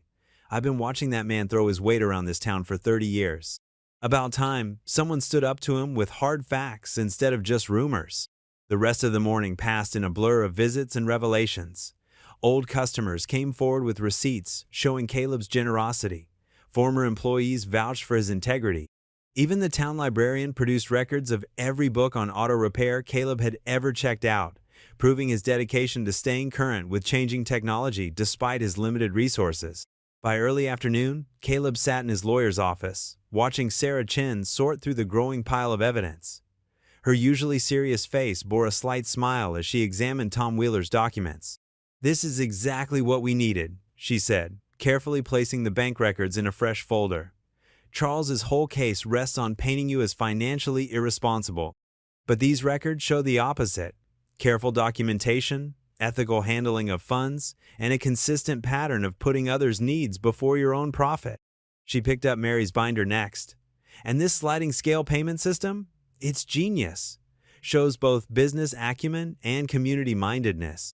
You weren't just giving handouts. You created a sustainable way to help people while keeping your business stable. I never thought about it that way, Caleb admitted.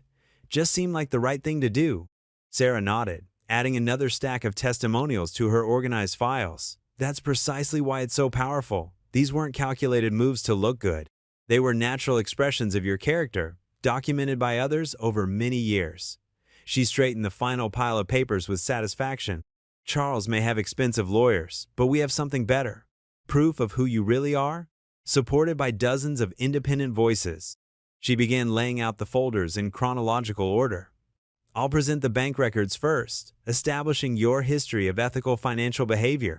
Then we'll bring in Tom Wheeler to directly refute Charles's accusations. Mary's testimony about the garage's business practices will show your ongoing commitment to both fiscal responsibility and community service.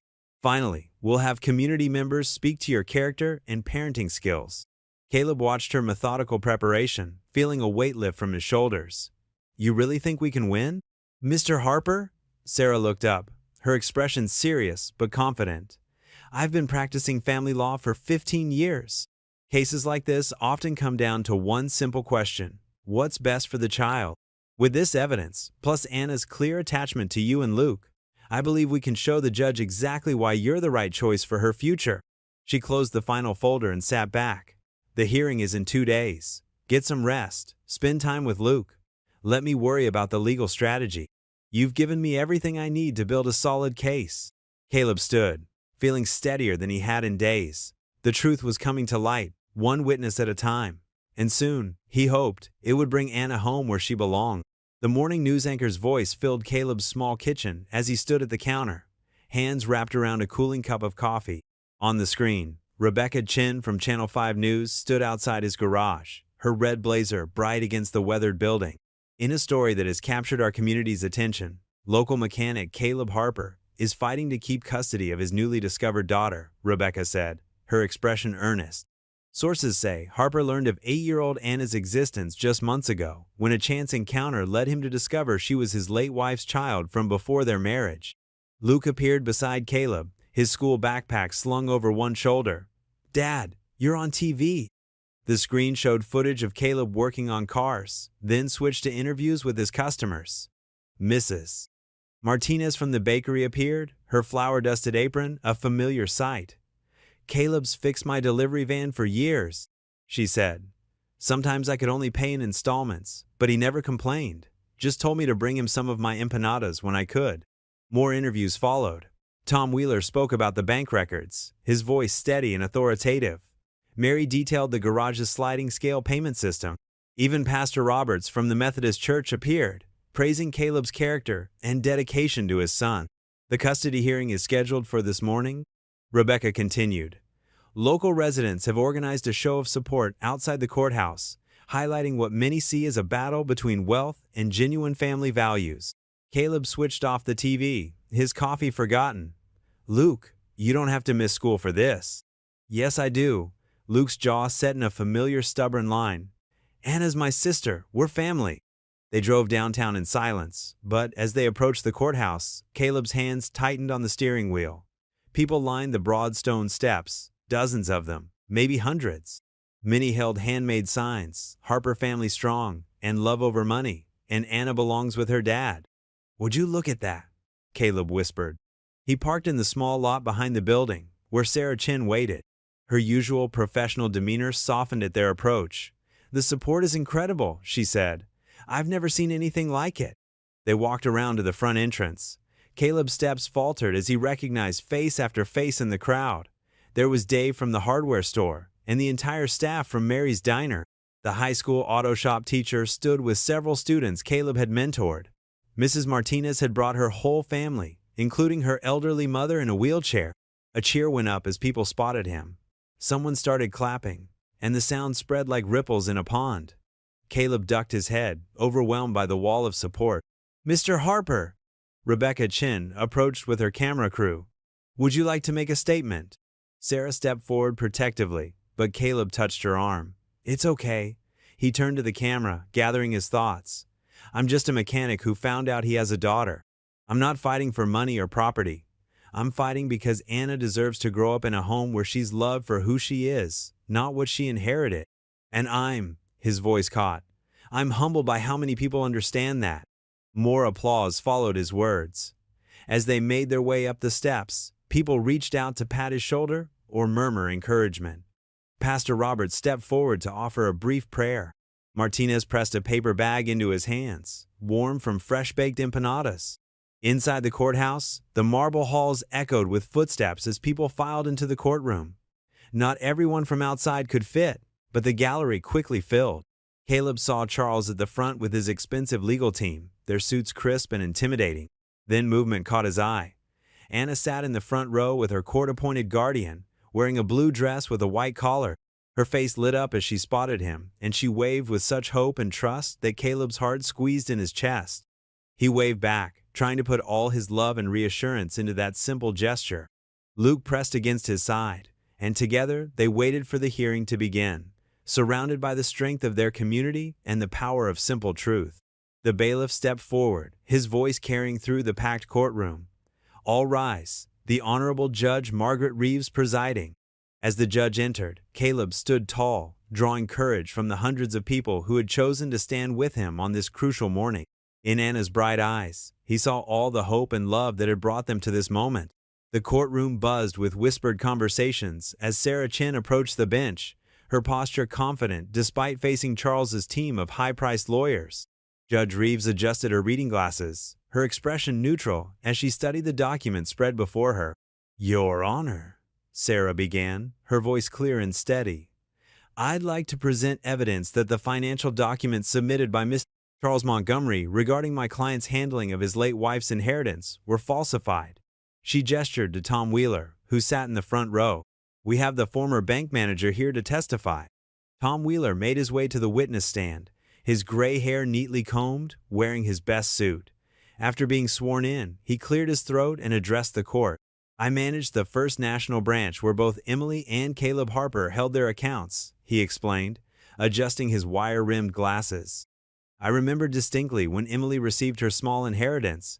Caleb insisted on keeping it separate from their joint account, saying it was her money to do with as she pleased." Sarah approached with several papers. "Mr. Wheeler, could you explain these bank statements?" Tom studied them carefully. "These are forgeries," he stated firmly. "Look at the routing numbers. They don't match our bank's format from that period." Additionally, he pointed to specific entries. "These transaction codes didn't exist in our system until 2018 years after these supposed withdrawals." Charles shifted uncomfortably in his chair as his lead attorney whispered urgently in his ear. Judge Reeves's eyes narrowed as she examined the documents more closely. Sarah continued, "We have additional testimony about Mr. Harper's financial character." She called Mrs. Martinez to the stand. The baker smoothed her skirt as she sat, her kind face determined. "Caleb has fixed my delivery van for 15 years, she testified. "When business was slow, he let me pay in installments, never charged interest. He even taught my son basic maintenance to help save money on repairs." One by one, community members took the stand.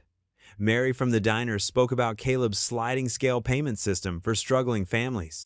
Pastor Roberts detailed Caleb's volunteer work at the church's youth mentoring program.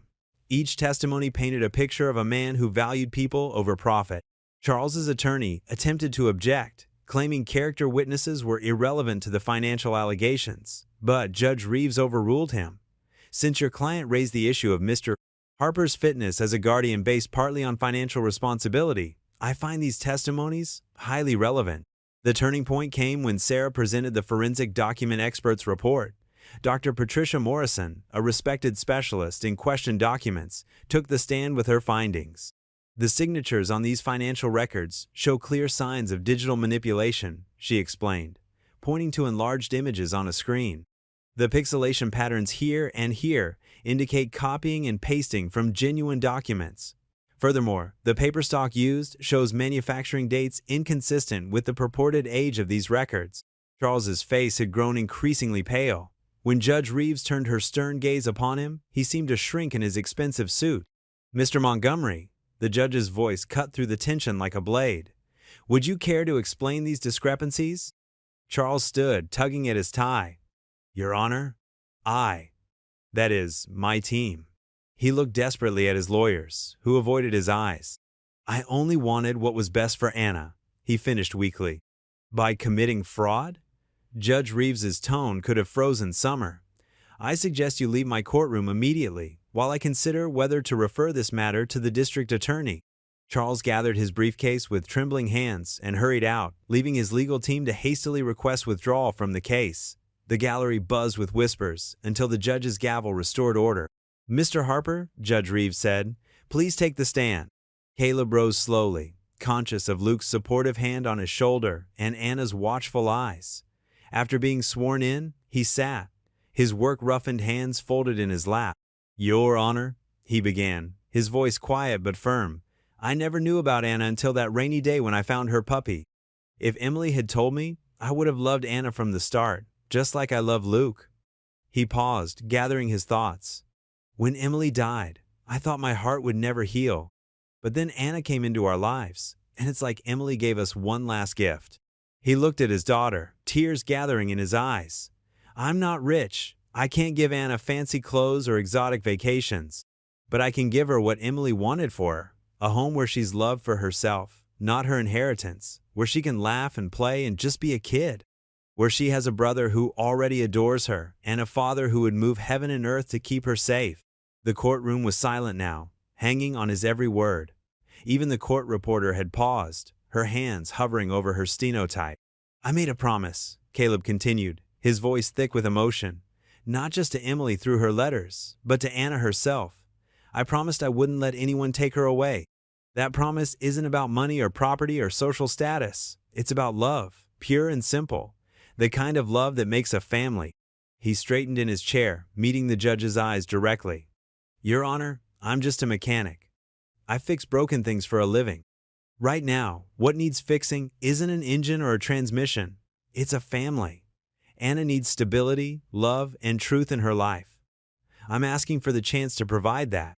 Judge Reeves studied him for a long moment, then glanced at Anna, who sat clutching her stuffed bear, hope shining in her eyes. The judge removed her glasses and rubbed the bridge of her nose. "I believe we could all benefit from a short recess," she announced. "Court will reconvene in 30 minutes. Her gavel fell with a sharp crack. The gallery rose as the judge left the courtroom. Caleb stepped down from the witness stand on shaky legs, and Luke immediately wrapped him in a fierce hug. Sarah squeezed his shoulder, smiling encouragingly. "You did great, Dad," Luke whispered. Through the crowd, Caleb caught Anna's eye. She gave him a small wave, and he waved back, his heart full of hope and fear and love. Now all they could do was wait for the judge's decision. The courthouse hallway buzzed with nervous energy as people filed back into the courtroom. Caleb's hands trembled as he straightened his tie, the same blue one Luke had helped him pick out that morning. Around him, friends and neighbors offered encouraging smiles and gentle pats on the shoulder. Mrs. Martinez pressed a paper bag into his hands. "Freshly baked cookies?" she whispered. "For after, when you're celebrating with your children." The way she said it, not if, but when, made Caleb's throat tight with emotion. Luke stayed close to his father's side as they made their way back to their seats. Across the aisle, Anna sat with Mrs. Whitaker, clutching her stuffed bear. When she caught Caleb's eye, she gave him a tiny wave, and he managed a warm smile despite his racing heart. Sarah, his lawyer, arranged her papers with steady hands. "Whatever happens," she murmured, "you spoke from your heart. That matters." The bailiff's voice rang out. "All rise. The Honorable Judge Margaret Reeves presiding." Everyone stood as Judge Reeves entered, her black robes swishing as she took her seat. Her expression revealed nothing as she settled behind the bench and adjusted her reading glasses. "Be seated," she commanded, and the rustle of movement filled the courtroom. When silence fell, she folded her hands and looked out over the gathered crowd. "I have reviewed all evidence presented in this case thoroughly," she began, her voice clear and measured. "The attempted fraud by Mr. Charles Montgomery is a serious matter that will be addressed separately by the proper authorities." She paused, removing her glasses and fixing her gaze directly on Caleb. "Mr. Harper, when this case began, the central question appeared to be about financial stability and material provision. However, as these proceedings have unfolded, it has become clear that the real issue is about something far more valuable: the emotional well-being and future happiness of a child." Anna hugged her bear tighter, and Mrs. Whitaker put a comforting arm around her shoulders. "This court has heard extensive testimony about your character, Mr. Harper. Not just from friends and neighbors, but from community leaders, business associates, and most importantly, from your son Luke. The picture that emerges is of a man who, despite modest means, has created a home rich in love, stability, and strong values." The judge picked up a document, glancing at it briefly. "The letters from your late wife, Emily, particularly the one expressing her wish for you to know about and care for Anna, carry significant weight. It's clear she trusted in your capacity for love and your strength of character." She set the paper down and looked at Anna. "Young lady, would you stand for a moment?" Anna rose slowly, still clutching her bear. Her flowered dress, clearly new for the occasion, rustled softly. "Anna, throughout these proceedings, you've shown remarkable courage. Your drawings, your testimony, and your clear attachment to Mr. Harper and his son speak volumes. You may be seated. The judge folded her hands again, surveying the courtroom. In family court, our paramount concern is always the best interest of the child. We must consider not just material provisions, but emotional security, family stability, and the capacity for nurturing healthy development.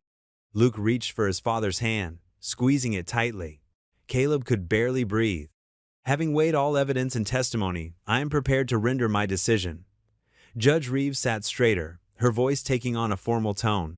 In the matter of custody regarding Anna Montgomery Harper, this court rules as follows. The silence in the courtroom was absolute. Caleb could hear his own heartbeat. Full legal and physical custody is hereby granted to Caleb Harper, with all parental rights and responsibilities thereof. A collective gasp rose from the gallery. Caleb's vision blurred with tears as Luke hugged him fiercely, but the judge wasn't finished.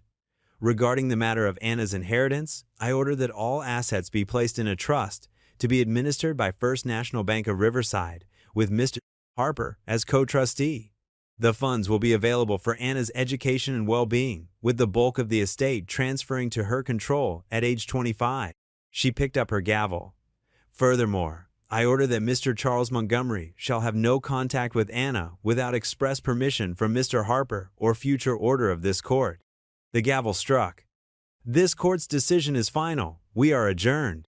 The gallery erupted in applause and cheers. Mrs. Martinez burst into happy tears, hugging the person next to her. Pastor Roberts beamed, nodding in satisfaction, but Caleb barely noticed any of it because Anna had broken free from Mrs. Whitaker's grasp. She ran across the courtroom, her dark curls bouncing, tears streaming down her face. Caleb knelt just in time to catch her as she threw herself into his arms. "Daddy," she sobbed, burying her face in his shoulder. "Daddy, Daddy, Daddy." Caleb held her close, his own tears falling freely now. He felt Luke's arms wrap around them both, completing their family circle. Through his tears, he saw Mrs. Whitaker approaching with Muffin's leash in hand, the puppy prancing happily beside her. Anna's small body shook with relieved sobs as she clung to him. "You kept your promise," she whispered. "You didn't let them take me away." "Never," Caleb murmured into her hair, holding his daughter. Officially, finally, legally his daughter, close to his heart. "I will never let anyone take you away, ever." The late afternoon sun cast long shadows across the driveway as Caleb's truck rumbled to a stop. Anna sat between him and Luke, Muffin curled contentedly in her lap. Her eyes widened as she took in the modest two-story house with its weathered blue shutters and wraparound porch. "This is where you live?" she asked softly, pressing her nose against the window. "This is where we live," Luke corrected with a grin, emphasizing the we. As they stepped out of the truck, Anna gasped. The front yard had been transformed. Colorful balloons bobbed in the gentle breeze, tied to the porch railings and mailbox. A hand-painted banner stretched across the front of the house proclaimed, "Welcome home, Anna," in bright letters decorated with flowers and hearts. Mrs. Martinez stood on the porch, beaming, alongside several other neighbors. The smell of fresh-baked cookies wafted through the air. Anna instinctively moved closer to Caleb, suddenly shy in front of so many new faces. "It's okay, sweetheart," Caleb assured her, placing a gentle hand on her shoulder. "These are all our friends. They helped us get ready for you." Luke grabbed the small suitcase Mrs. Whitaker had packed for Anna. "Wait till you see your room. We worked on it all week while the trial was happening." The neighbors kept their greetings brief, seeming to sense Anna's overwhelm. Mrs. Martinez pressed a plate of cookies into Caleb's hands, while Mr. Johnson from next door discreetly dropped off a casserole for dinner. Within minutes, they had dispersed, leaving the new family to settle in. Inside, Anna took tentative steps through the living room, taking in the comfortable but well-worn furniture. Family photos lined the walls, mostly of Luke and Caleb, but also several of Emily. Anna paused at one, reaching up to touch the frame. "That's from our wedding day," Caleb said softly. "Your mom was so beautiful." "She's wearing the same necklace as in my locket," Anna observed, her small hand going to the pendant beneath her dress. "Would you like to see your room?" Luke asked, bouncing slightly with excitement. "Dad and I painted it ourselves." Anna nodded eagerly, and Luke led the way upstairs, Muffin trotting at their heels. Caleb followed, carrying Anna's suitcase and the stuffed bear she'd won at the fair. The second bedroom, formerly Caleb's home office, had been completely transformed.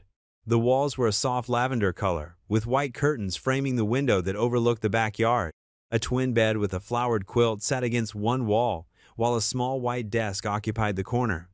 A bookshelf held a mix of picture books and chapter books, and a comfortable reading chair sat nearby. But what made Anna's eyes light up was the special touch in the opposite corner. A cozy dog bed for Muffin, decorated with paw prints and already equipped with toys and a water bowl. "Muffin can sleep in here with me?" she asked, her voice full of wonder. "Of course," Caleb answered. "We figured you both might feel better together in a new place." Anna walked slowly around the room, trailing her fingers over the furniture. She paused at the desk, where someone had arranged a collection of art supplies, colored pencils, markers, and a fresh sketch pad. "Mrs. Martinez mentioned you like to draw," Luke explained. "And look," he opened the closet door to reveal a rod hung at Anna's height, with several empty hangers waiting for all your clothes, and there's more space for toys and stuff too. Anna turned in a slow circle, taking it all in. Her lower lip trembled slightly. "It's really mine? Forever?" Caleb knelt down to her level. "Yes, sweetheart, this is your home now, forever." She launched herself into his arms, hugging him tight. Over her shoulder, Caleb saw Luke watching with a soft smile, and he extended one arm to include his son in the embrace. After a moment, Anna pulled back, wiping her eyes. "Can I put my things away?"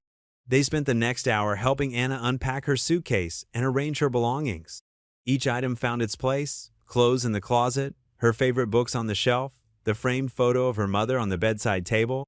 The stuffed bear was carefully positioned against the pillows, and Muffin immediately made himself at home in his new bed.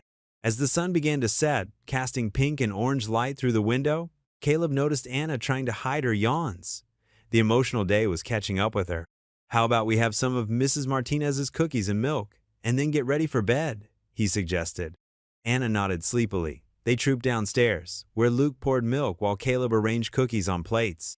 They sat at the kitchen table together, their first meal as a complete family, even if it was just cookies and milk. When the last crumbs were gone, Anna changed into her pajamas and brushed her teeth with the new toothbrush Luke had helped pick out, purple, her favorite color. Caleb tucked her into bed, making sure she had her bear and that Muffin was settled in his bed nearby. "Daddy?" she asked softly as he smoothed her hair back from her forehead. "Yes, sweetheart? Will you be here when I wake up?" Caleb's heart squeezed. "I'll be right down the hall, and Luke is just across the way. You're safe here, Anna. You're home now." She smiled sleepily, already drifting off. Caleb leaned down and kissed her forehead, then quietly made his way to the door.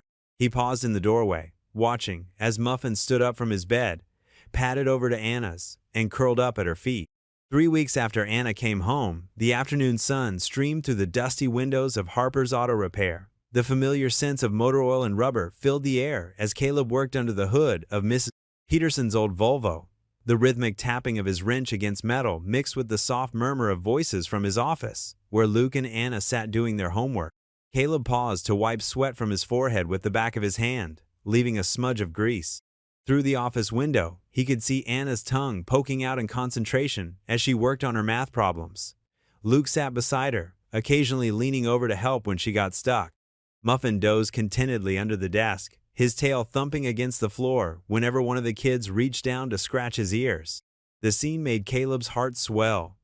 Just weeks ago, this garage had felt empty with just him and Luke. Now, it was filled with life.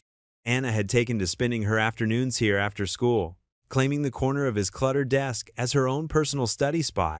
She decorated it with crayon drawings of cars and flowers, which Caleb proudly displayed alongside Luke's old Little League trophies. The bell above the shop door chimed as Tom Bradley walked in, keys jingling in his hand. "Hey Caleb, got time to look at my truck's transmission?" "Sure thing, Tom. Just let me finish up here first." Caleb gestured to the Volvo. "How's Sarah doing with the new baby?" "Growing like a weed," Tom grinned, then waved at the kids through the window. "I see your crew's settled in nicely." Caleb nodded, pride evident in his voice. "They sure have. Anna's already reading above grade level, and Luke's been a great help getting her caught up in math." Their morning routine had fallen into place naturally. Caleb would wake early to pack lunches while the kids got dressed. They'd pile into his truck, dropping Anna off at her new elementary school before Luke headed to the high school next door. Some days, Mrs. Martinez would watch Anna after school if Caleb had too many repairs, but most afternoons found all three Harpers together at the garage. Sundays had become special family days. They'd go to church, where Anna had joined the children's choir and Luke helped with the youth group. Afterward, they'd take Muffin for long walks in the park, throwing sticks and watching him splash in the creek. Sometimes they'd pack a picnic, spreading out a blanket under the old oak tree, while Anna told elaborate stories about the shapes she saw in the clouds. Caleb finished with Mrs. Peterson's car and moved on to Tom's truck, his hands working automatically while his mind wandered. The trust fund from Emily's family sat mostly untouched, earmarked for Anna's college and future. What mattered more were the small moments, helping with homework, kissing scraped knees, celebrating good grades with ice cream sundaes. Around 5 o'clock, Caleb heard the office door open. Anna bounded out, waving a paper in her hand. "Dad, look! I got an A on my spelling test!" He wiped his hands on a shop rag and took the test, examining the neat rows of words. "That's wonderful, sweetheart. All that practicing really paid off." Luke followed behind her, backpack slung over his shoulder. "She only missed one word, necessary, but we worked on it, and now she can spell it perfectly. Necessary, Anna spelled proudly. "Speaking of necessary," Caleb said, checking his watch, "we should head home and start getting ready for the barbecue. The Martinezes and Johnsons will be over at 6. They had started hosting these casual weekend gatherings shortly after Anna moved in. It was their way of thanking the neighbors who had supported them through the custody battle, and it had quickly become a cherished tradition. Back home, the late afternoon sun warmed the backyard as they prepared for their guests. Luke cleaned off the grill while Anna set the picnic table with the cheerful red check tablecloth she'd picked out at the store. Muffin helped by chasing butterflies through Mrs. Martinez's flower garden that bordered their yard. Caleb marinated chicken and shaped hamburger patties, watching through the kitchen window as his children worked together. Luke was showing Anna how to fold the napkins into triangles, making her giggle by pretending they were paper airplanes. The sound of their laughter drifted through the screen door, mixing with the chirping of birds and the distant hum of lawnmowers. "Dad," Anna called out, "can we make your special lemonade?" "Of course," he answered, pulling out the big pitcher. "Come on in and help me squeeze the lemons." They gathered in the kitchen. Anna perched on a stool while Luke measured sugar. Caleb showed them his mother's trick of adding a pinch of salt to bring out the sweetness. As they worked, Anna hummed the song she was learning for the church choir, and Luke shared stories from his baseball practice. The kitchen filled with the citrus scent of fresh lemons and the warmth of family. Not the family Caleb had originally imagined, but the one that had found its way to him through chance, faith, and love. Looking at his children, he saw pieces of Emily in both of them. Luke's quiet determination, Anna's artistic spirit, but he also saw who they were becoming: kind, strong, and most importantly, happy. The doorbell rang, and Muffin barked his announcement of visitors. Anna rushed to answer it, calling out, "The Martinezes are here." Luke grabbed the pitcher of lemonade, careful not to spill. Caleb picked up the platter of meat for the grill, pausing just a moment to take in the scene. His modest home was about to fill with friends and neighbors, good food and conversation. But the real treasure was already here. In Anna's excited bouncing as she greeted their guests, in Luke's protective hand on his sister's shoulder, in Muffin's joyful circles around their feet, in the way they had all found their rhythm together, becoming something more than just a father and his children. They had become a family. "Dad," Luke called from the backyard, "Mr. Martinez wants to know if you need help with the grill." "Coming," Caleb answered, heading toward the sound of cheerful voices and children's laughter floating on the evening breeze. The late summer breeze rustled through the tall grass as Caleb's truck wound its way up the narrow dirt road. In the back seat, Anna pressed her face against the window, watching the town grow smaller below them. Luke sat beside her, one hand absently scratching Muffin's ears as the puppy balanced between them, tail wagging with excitement at the new adventure. "Are we almost there, Dad?" Anna asked, her hazel eyes bright with curiosity. "Just around this last bend," Caleb replied, navigating the familiar path. His heart beat a little faster as memories flooded back, memories of another evening, years ago, when he'd driven up this same road with a diamond ring hidden in his pocket and hope burning in his chest. The truck crested the hill, and Caleb parked in the small clearing beneath the old oak tree. Its branches spread wide against the golden sky, casting long shadows across the wildflower-dotted grass. The setting sun painted the clouds in brilliant shades of orange and pink, promising a spectacular sunset. "This place is beautiful," Anna breathed, climbing out of the truck. Muffin bounded after her, immediately distracted by the new smells and sounds of the hilltop. Luke helped Caleb spread out the old quilt they'd brought, weighing down the corners with smooth stones they found nearby. The evening air was warm and sweet with the scent of late summer flowers, and the first fireflies were beginning to emerge, their tiny lights dancing in the growing dusk. "Your mom loved it up here," Caleb said softly, settling onto the quilt. "This is where I asked her to marry me." Anna sat close to him, tucking herself under his arm. "Really? What happened?" Caleb smiled, remembering. "Well, I had it all planned out, packed a fancy picnic, practiced my speech for days. But when we got up here, I was so nervous I dropped the ring in the grass." Luke chuckled. "Did you find it?" "Your mom found it, actually. She was laughing so hard she could barely say yes." Caleb's voice grew tender. "She always said it was perfect because it was perfectly imperfect, just like real love should be." Muffin darted past them, snapping playfully at the fireflies that were now appearing in greater numbers. Anna giggled as he spun in circles, trying to catch the elusive lights. The puppy's enthusiasm was contagious, and soon Anna was running with him, her laughter echoing across the hilltop. Luke stretched out on the quilt, hands behind his head as he watched his sister play. "You know, Dad, I think Mom would be really happy right now." Caleb looked at his son, struck by the wisdom in his young face. "You think so?" "Yeah, she always wanted us to be happy, right? And now we are. Plus," Luke added with a grin, "she'd love how Anna's got you wrapped around her little finger." "Just like you did at her age?" Caleb teased, ruffling Luke's hair. The sun was sinking lower now, its golden light softening to deep amber. Anna came back to the quilt, breathless from running, and flopped down between them. Muffin followed, curling up in her lap with a contented sigh. "Dad?" Anna's voice was thoughtful. "Do you think Mommy can see us from heaven?" Caleb's throat tightened with emotion. He looked out at the horizon, where the sun was painting masterpiece colors across the sky. "I think she can, sweetheart. I think she's been watching over all of us all along." The three sat in comfortable silence for a moment, watching the sky change. The first stars were beginning to appear in the deepening blue above them, and the fireflies created their own constellation in the grass below. Caleb took a deep breath, feeling the weight of the moment. "Emily," he said softly, his voice carrying on the evening breeze. "I don't know if I ever properly thanked you, for Anna, for trusting that someday we'd find each other." He wrapped an arm around each of his children, drawing them close. "She's the most precious gift you could have given us. And I promise you, we'll love her enough for both of us." Anna sniffled quietly, and Luke reached across to squeeze her hand. Muffin lifted his head, sensing the emotion in the air, and gently licked Anna's cheek, making her smile through her tears. The sun touched the horizon now, a brilliant orange sphere sinking into a sea of purple clouds. Its last rays caught the tears on Anna's cheeks, making them sparkle like diamonds. Caleb remembered other tears that had fallen on this hilltop. Tears of joy when Emily said yes, tears of grief when he'd come here alone after losing her, and now these tears of healing and hope. "Look," Luke pointed. "You can see the whole town from here." They could see the lights coming on below them, twinkling like earthbound stars.